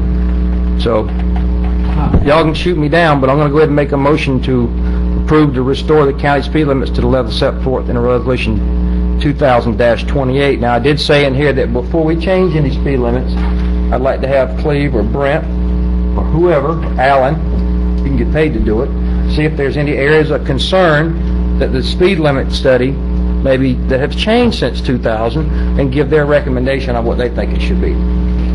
That's my motion. We have a motion. Do we have a second? I second it. Commissioner Moore seconds it. Do we have discussion? So you're saying go back and what particular roads would you? All of them that's in the speed limit study. Most of them aren't an issue. They're Trice Lane, for example, in the speed limit study was posted at 25 before, and the speed limit study we recommend raising it to 35. And that's what it is today. It's just the areas that have been changed by the board for no rhyme or reason. I mean, Spring Creek High, for example, it's 55 right up until you hit 98. If you're going to apply that logic saying that's okay, then why did we change it? Why did we drop it to, on the north end, we dropped it to 45, then 35, or whatever. They're all right here. I included in your agenda item what... They used to drive into that house. But Randy, logic says that you shouldn't drive 55 right up to the Lincoln light. I understand that. People, I think, are smart enough to know to slow down when they get to a stop sign. But no, not all of them are, Randy. Well, I mean, you were on the board at the time. We went and followed this, all right? We changed all speed limits to follow this. It's just that over the years, 61, for example, where it's arbitrarily changed to 35 just because there's a daycare there, even though it's 55 for the happy times. That's the things that I don't really like, that are forcing people to break the law. There is no compliance with it. Commissioner Arts? I have some sympathy for your argument, I do. But you keep mentioning 61 in that segment, and it wasn't just because of the daycare, it's because of the community center, and I expect that within a year, we are going to have a lot of kids walking, biking from their homes to that community center. And I don't think now is the time to increase that. I think it maybe needs to be better marked, maybe have the child signs. Why don't we give everybody a ticket? Give the 87% of the people that drive above 35 miles an hour a ticket every day, and let's see how they feel. We made a speed trap there. We made, period. I disagree, Randy. I agree with your logic, but it's just like I've been crying the blues. I want to change the speed limit. It's a speed trap right here in Crawfordville, that little 35 strip right through here. It goes in 45, and you go on the other side, it's 45. It ought to be 35 further through, I think, or 45. Let's make it one or the other. Let's don't have that speed trap section. And so, but I can't change the state. All right, I do have a say, one vote on changing county roads, and I'm looking out. My job is the safety. Y'all put me on the community traffic safety team. You know, in your own study, that the roads that I just talked about can be 15 miles an hour. All right. So I'm not violating this study by asking 15 miles an hour. I can support putting that speed limit back up, but I agree with Lynn that we're going to have to put it right back down because that's about to become a very congested area. I mean, I go through there all the time because that's on my travels home. It's just, we can argue about it all night, Randy. Well, no, I mean, if we're concerned about safety, we could just make the entrance on Trice Lane then. Well, so my concern, I think you're right. I like having the science behind your study. The community traffic safety team, CTST, are the ones who've made the recommendations for the speed differences. For logic, because they spend all their time worrying about how the roads work. They're road experts, and they're the ones who say we think we should lower the speed limit. I assume I am in no way a road expert, and I probably drive too fast on that road when I'm cutting across the county. I'm probably not part of the 8% going 35. I'm probably going 38. I got you. But the issue becomes, it's just trying to get the right people. I just want to make sure that there's logic being used. You have a study that says this is what it should be, and then you have the experts look at the study, and if the experts recommend something different. Who's the experts? The CTST. That's who we. It's that That's road not department. we should be setting our speed limits. But they should make Well, who do you think? And the people you're talking about on the committee. You got Brent and you got Cleve and you got our engineer. I told them the same thing. Okay. Well, and you're one vote, and you could bring the item. Have you gone and met with the CTST? And I don't mean to be confrontational. You're not going to go talk to head them up against the wall. No. Well, I'll work with you. Hey, but all right. I'll compromise. I've always been willing to compromise, but we got to have some point to start from, and that I think is a speed limit study. Okay. If there's errors identified that are legitimately need to be looked at, I agree 100%. Don't change any of them, maybe until the CTST has reviewed the speed limit study. I agree with that. I'm good with that. Where you have your experts reviewing the study, because talk to each one of y'all individually. Okay. Did you catch that? At least we have some sort of base point. I agree. That's why I brought this back. I didn't come under Mike Stewart. I brought it back on CTSD because I didn't want you blaming me. And can I make the presentation? Do anything you want. All right. Okay. Any further discussion? Hearing none, all in favor say aye. Aye. Any opposed? The community traffic safety team is going to review any proposed changes, and if they recommend bringing back a change, then we will make it. Okay. Which way do you? Good idea. Yea or nay? went to it. It's not making any changes until after the CTST's looked at it. Okay. I'll approve, I'll vote aye on that. Randy and I are good friends, so. Yes. It passed Sorry, you unanimously. just voted rate speed limit 55 in front of the... 75, I believe. I have faith in the community traffic. I have faith in the community traffic safety team. I was on it for years, you know, with Excellent. Mike. He was We a have, board member, and I was... Commissioner Arts has 3 items, and then we'll have the county administrator item, and then our meeting will be adjourned. Okay. No pressure. The first of my items is an update on the visit from the Community Planning Assistance Team that's focused on Wakulla Gardens. They're coming this Saturday, and attached to the item is an itinerary. I'm going to point some key things out to y'all. They really wanted a meeting with county staff and contractors before they had their first community meeting.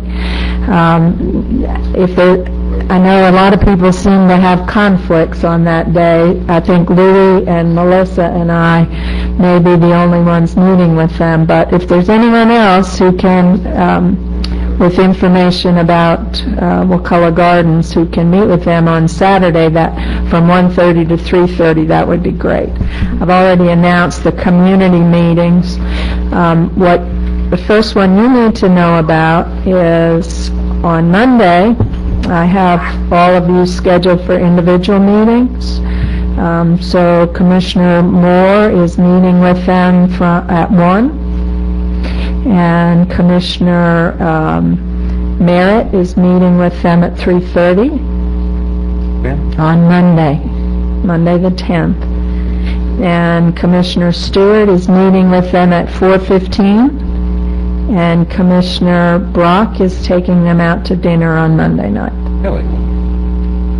Good man. My $100 contribution. Oh, all right. Yes. You feed them at McDonald's. Hey.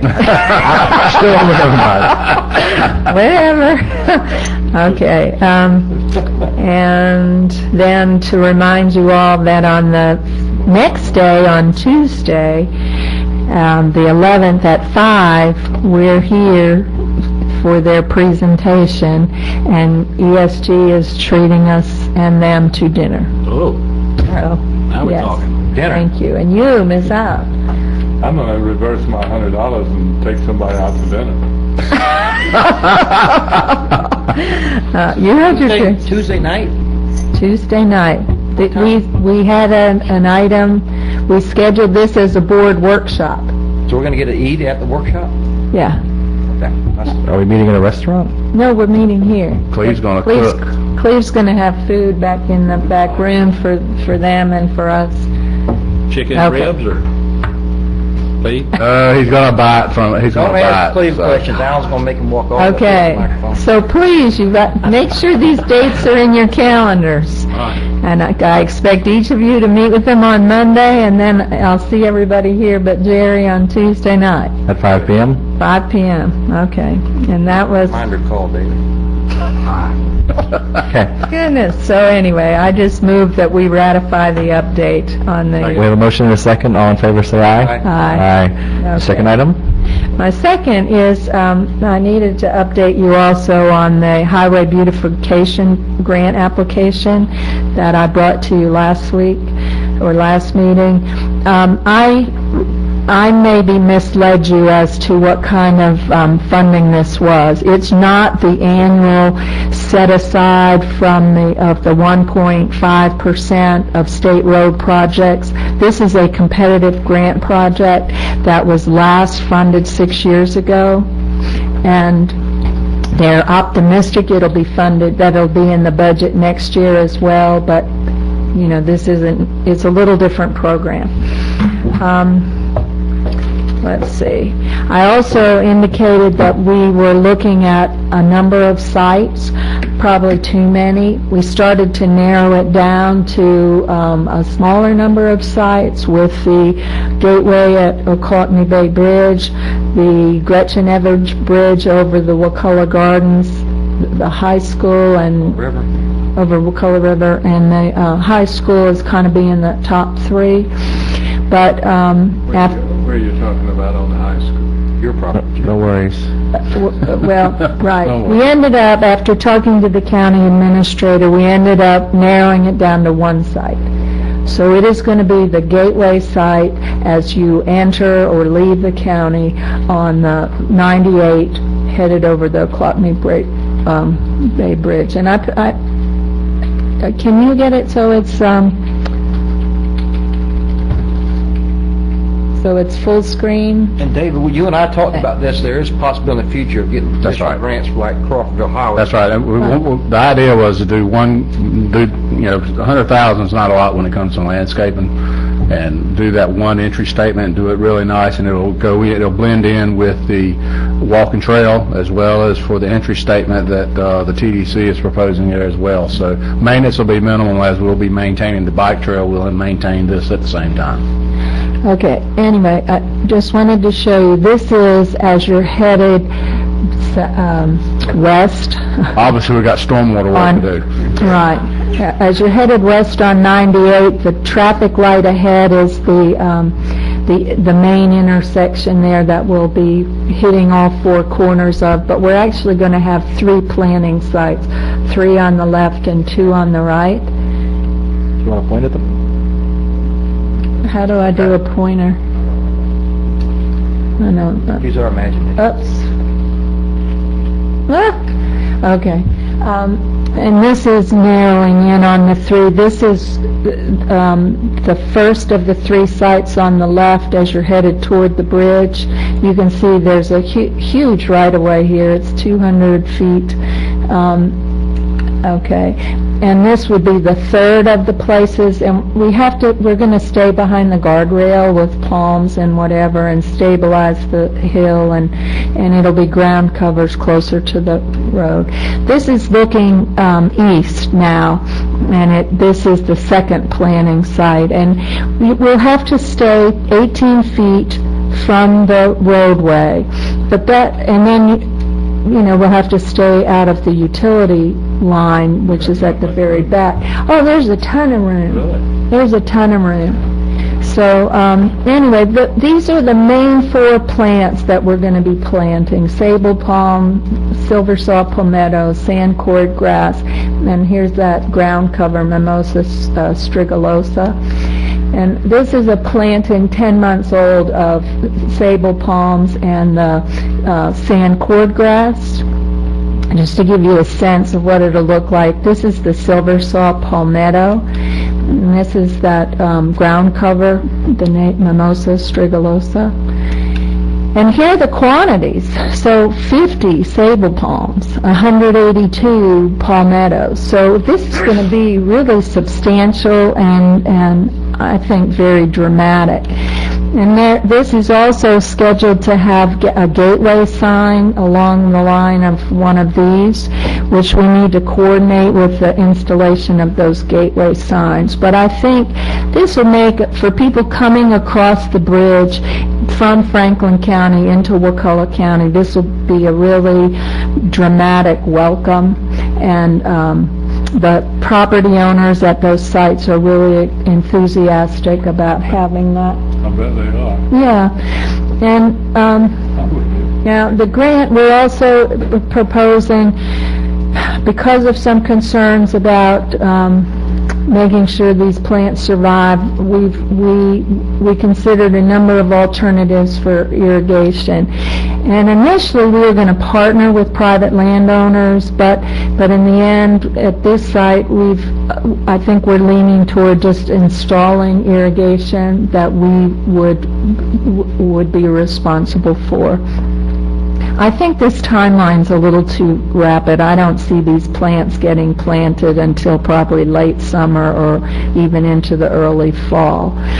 But now, there was a budget that was initially submitted, and that's being revised. The estimate for the grant would pay to install the installation and watering for that first year. And then we initially estimated $5,300 for watering and the electricity that goes along with it for years 2 and 3 combined total. So that was our initial estimate. We're refining that, but Gail is confident it'll be in the $5,000 to $10,000 range for the second 2 years, that second and third year that the county would incur. And then after that, you really don't need to water these plants. They're native. They don't need a lot of water unless it's a drought. By 3 years out, after 3 years, they'll be pretty well established. So the irrigation needs will go way, way down. Why can't the TDC pick up this expense on?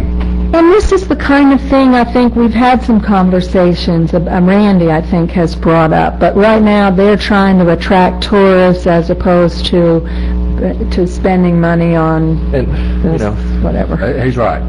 Yeah, it's all that we'll talk about it later. So it could be on the TDC. They could pay for it. You too.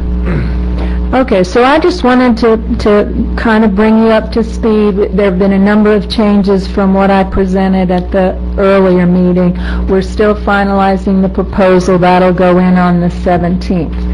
So one of the things, do you all want to hear the more refined version in 2 weeks? I think this is great. And are you It's really comfortable with a relatively modest, very small kind of maintenance cost for this one site? As long as it's short term, like you said, it's something that's not going to require, because you get a saw palmetto, you can't really kill those. So as long as it starts growing. Yeah, once they're established, these plants they'll do fine. There'll be minimal edging every year and maybe some replacement, some mulch here and there, but other than that, it's like, and some trimming. And it looks like it'll tie in well with our bike trail. It'll tie in well with the bike trail. It really could be a huge asset to our county, and I think that's the reason it ties to our bike trail. We're going to be maintaining in that area anyway, so it's not a huge deal, but maybe some supplemental if we ever want to do uplighting or something like that could be something the TDC wants to go on in, but that's just down the road, right? Those signs need to be really large where when you come across those bridges, they make a statement. You don't need to be able to overlook them and not see them. They need to have some size to them. Okay, now I don't have anything to do with we'll the have to signs, discuss that with the TDC. but we just need to coordinate with them about Well, and I've also asked Kimley Horn, who's designing we're going to have to pull all this together, who's designing the walking trail, the walking trail to pull all this together in one entry statement and to make sure everything fits. So, do we have a motion to accept the update? Do we have a second? All in favor? Second. Could you second? That was my motion, right? so If it's your item, you make the motion unless you're the chair. Anyway, so I move that we ratify the update for the highway beautification. Motion and a second. All in favor say aye. Aye. Thank you, Lynn. That looks really nice. I like what you've done. And I really hope this will set the standard for Gateway along 319 Woodville Highway, I have a question, and it'll be real quick. 75. Capitol Circle, the median has a little bit of yellow ground plant that is really attractive. Those are daylilies. It's a ground cover, but it's got a beautiful yellow bloom, just like a carpet, all the way along Capitol Circle. Never knew you were I'll have to go look at it. It's really pretty. We're trying to stay with native, but we'll look and see what that is. And it may, I don't know. Okay, we're trying to stay with native and low maintenance. Okay, my last item. We did the ballot assessment for the roads, and I've repeated the results here on the agenda item. We did it, Jessica did an additional analysis with help from the property appraiser's office, and we looked at the 2 sections of Unit 1. The west section, which is between Spring Creek Highway and Broken Bow, and then from east of Broken Bow, the less developed section. And there was a difference in terms of preference for paving. In that western, more developed section, 39% of the people, which is one of the higher figures we got. And in the less developed, it was only 30%, but neither of them came up to the 50, so it didn't. We had said we'd look at that. And then Katie, could you put the survey up so they can see? Okay. And then this first, go to the first map. Okay. When we asked people for their preference of this, there was a strong preference for the second, which is what Bill Spakowski had recommended, that we come up with some additional dividing roads to break up those long stretches. And 50% of the people who responded to the supplemental survey preferred that. 24% were happy with the one on the left, and then the rest didn't have a preference. But I'm going to make this point now. There are very few places where you could still run a road the whole way through. And if the county wants to keep this option open, you need to identify those lots and start thinking about trying to acquire them. Okay, because I guarantee you, if that gets fully built out, that'll make a huge difference to the residents there. Okay, and then if you go to the last one, top of the next page, yeah, we'll show both of those. Okay, here, as Randy predicted, there was a strong preference for the lower one. 46% preferred that. 28% preferred the top, and then the rest, about another quarter, had no preference. Okay, and then if we go back to the second page. All right, here, and again, these tables got split up on the pages, and I'm sorry about that. The least preferred was the top left drawing. That's the one that shows no paving anywhere. The most preferred is the bottom right that showed paving everywhere. And then it just follows along with more paving, higher preference. So the one on the right was ranked second, and the one on the bottom left was actually next to top in preference. So that's how those numbers shook out. And then I apologize that Alan wanted comments added, and one of my goals this weekend was to try and type up a summary of those comments, and I just didn't have time to do it. Well, it's colorful. Yes, there are people. I think I predicted that too. People definitely. I mean, they have strong opinions about whether they want paving or no paving, and it's, as you know, a lot of people want the paving, but they don't think they should have to pay for it. That the county should be doing this. So I move that we accept the results of the supplemental survey for property owners. A motion and a second. All in favor, say aye. Aye. Aye. Awesome. All right, that concludes commission agenda items. That passed unanimously. The county attorney, you have no items still, correct? County administrator, I see you have an item this evening. Yes, I request board approval of the resolution outlining the departments, divisions, and officers of the county. Proposed resolution amends the existing resolution to designate and set forth the departments, offices, and divisions of county government as indicated in the organizational chart, attachment number 2, and summarized below.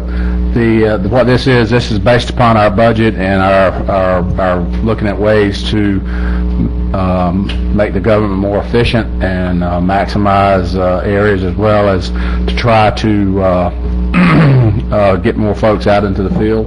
So therefore, what this organizational chart does is county administrator, I need to clarify this, continues to oversee all BoCC offices, divisions, and departments, and will now have direct oversight of environmental health. I will not have oversight over environmental health and mosquito control, as pointed out Randy. They'll be a part, just like before, they're just a department reporting to me. I went and talked to David. I said, are you sure you want to be directly over mosquito control? Yeah, so I don't want to be directly over mosquito control, and so Pat, you didn't get off if you're watching at home. Human Resources is responsible for personnel and risk management and procurement. This establishes the Office of Intergovernmental Affairs, which will be responsible for grants administration, contract management, legislative economic development, and the Restore Act. And then renaming the Public Information Office to the Communication and Public Services Office, whose responsibility will now include special projects, agenda management, public records requests, recreation services, veteran services, and library services. this splits the Parks and Recreation Division and renames that portion of it, the Parks, to Parks and Facilities Management, who are responsible for all county parks and building facilities management. Recreation, as noted above, will now be a part of Communication and Public Services. Public Planning and Community Development, responsible for P&Z as well as Housing Services, stays the same. The Building Department, the building inspections will be responsible for code enforcement. Now, code enforcement we've separated. We've got their own budget. From a financing standpoint, they will have their own budget department, but from a management standpoint, code enforcement will be reporting to the building inspector. But also, therefore it pulls it out of Louis, because currently it's in Louis, the budget's in Louis' department, and code enforcement reports to the rod. So anyway, we're cleaning all that up. Fire and rescue includes fire and emergency management services, animal control, and liaison with EMS with WCSO. And also Public Works stays the same with their same responsibility. Do we need to change section I of the resolution where it says that you'll have direct oversight over environmental? Yes, we'll have to strike through that as part of this. I'll make a motion to approve this then with those changes, checking out the... We have a motion. Do we have a second? I second. We have a motion and a second. Further discussion from the board? The parks, separating the parks and the rec, I think is a really good idea. The parks is maintaining the parks, in my mind, mowing the grass, making sure the ball fields are good. The recreation is organization of the kids and parents. It's got to be changed. Yeah. It's long overdue. Yeah. Plus I'm sorry, go ahead, Lynn. I didn't mean to interrupt. Commissioner Arntz? Well, plus the facilities management. Right. I think that's really important, and where we need to start increasing, I think, some staff or budget as best we can is in that facilities management and also in the grants. I think someone with contracting experience would be invaluable to, if nothing else, keep an eye on the contractors the county hires. Yeah, I agree. And knows what you should pay. Well, and just next year, we're going to have multiple fairly good-sized projects going on. We have a lot going on, and we need this position really bad. And tell us that if we're getting ripped off. Mr. Stewart? The only thing, David, is Public Works. They got to answer to you. Does that function, I want to make sure the board understands it, with the... Public Works is answering to you? That's what it says up there. Mm-hmm. Right. Where that line's drawn. And that bothers me a little bit, that I can't call Cleve or Brent or anybody and ask them to go do something. Is that different than what we do No, now? that's what you always had it. That's how it's currently set. Yeah. Because I'm going to badger them every day. I want you to take that away from me. Cleve's actually contracted to the board. Right. But he's not like Heather exactly that That's reports right. to the board. Part of the issue right now for Public Works is they get, if there's something like, if you call and say, I heard this complaint, it's something that's easy for them to fix, they can go and fix it. But if you call and say, lower the speed limit to 10 miles an hour, I would have already done that if I could have. and yeah, we have to just, some of the things that need board direction from all of us. But David, here's the difference. So David can't fire Cleve. He can't fire Heather. He can fire the other department heads, I assume. He can't fire Cleve, Heather, or Pam Portwood, TDC. She's totally separate. But in other words, that's the difference. On the chart. Cleve is almost his own entity. Because if he was a county employee, David could fire him. I can still pound him on a regular basis. Make him want to quit. Yes, never mind. We about got him there. So. All right, is there a motion? I have a motion, and I have a second, right? Did we get you, because Randy made a motion? I second. Yep. All in favor? Aye. Any opposed? It passes. Thank you. This moves us on to discussion items by commissioners. We'll start with Commissioner Arntz. Any discussion items this evening? No, just a question. When do we do county administrator evaluation? Next month. Next month. The answer from staff is next month. We'll be evaluating the county administrator. Okay. Commissioner Moore, you told me you had an item this evening. I do. Basically, it's sort of here again tonight that the gentleman had a problem with something that was not on record. Melissa, I guess. What? This came up one time earlier also, that a person had bought a piece of property and they had put it on record but I forget exactly how it was. The county did not, you know what I'm trying to say? Where they recorded something at the clerk's office and it did not go through our department. Yes. What are we doing about that? We've talked to them about that. There is a sign posted there already. I didn't know. They don't look at those signs.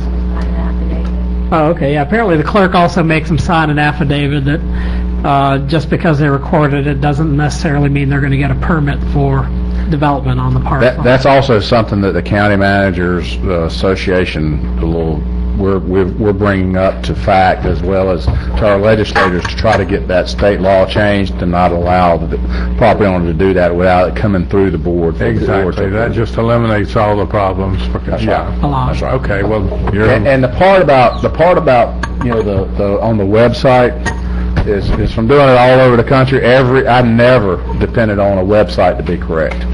You can't do it. As the public, don't depend on it. You got to do your due diligence. Well, you're doing the right thing by working through the county to get that corrected. So that's good.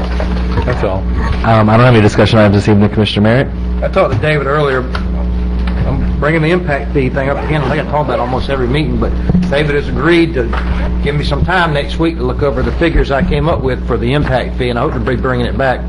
At least, the library, the parks, the ones that aren't major. Yeah. And you may not agree with my results, but at least I think my math will be validated. Okay. Wonderful. Commissioner Stewart? Bostic Pelt Road, getting lots of complaints. We got to do something. I know it's money. We got to fix it or get it back where it's passable. One thing, we got to do something, guys. We can't just ignore the roads falling in out there. And I know it's money, but what do I tell the people that's asking me? Other than where are we with the FEMA process with that? Do you want to have? We'll be turning in a PW for that. It's been months now, and we still got to. Well, we're just now getting where we get the PWs turned in for the monies that we have spent. Okay. So where are we at, fellas? Come on up here, Alan. You haven't talked enough today. We got to either make a temporary repair, make it passable. An update from Alan Wise, representing our engineering firm, Preble Rish. Good evening, Commissioners. Perfect timing, Alan. We can move forward with a repair at any time. We just are unsure of the costs at this time, and until we get things worked out with FEMA, the recovery is somewhat questionable. But repairing it to the way it was, making it passable, we can do that with just the cost of materials and labor. What we were hoping to do is we really like to go for a permanent fix there, some type of bridge or a larger culvert section to be able to handle this water. That's the reason we're kind of holding out, waiting to hopefully FEMA can pay for that. If not, we're going to have to kind of punt and go back to where we were because we can't afford a bridge. I want to see a more permanent repair, long lasting. But it's just like when they replace a bridge on a. You don't stop. You don't take the bridge out and stop all traffic. You put a temporary way around it and move on with life. And that's something you need to talk about with your public works director. Okay, I'm talking to them, so they work for you. All right, thank you, Alan. I entertain a motion to adjourn. So moved. All right, Alan, second, someone? Lindsay, second. Second. All right, passes unanimously. Have a great night, everybody. In a few hours. Everybody walks away.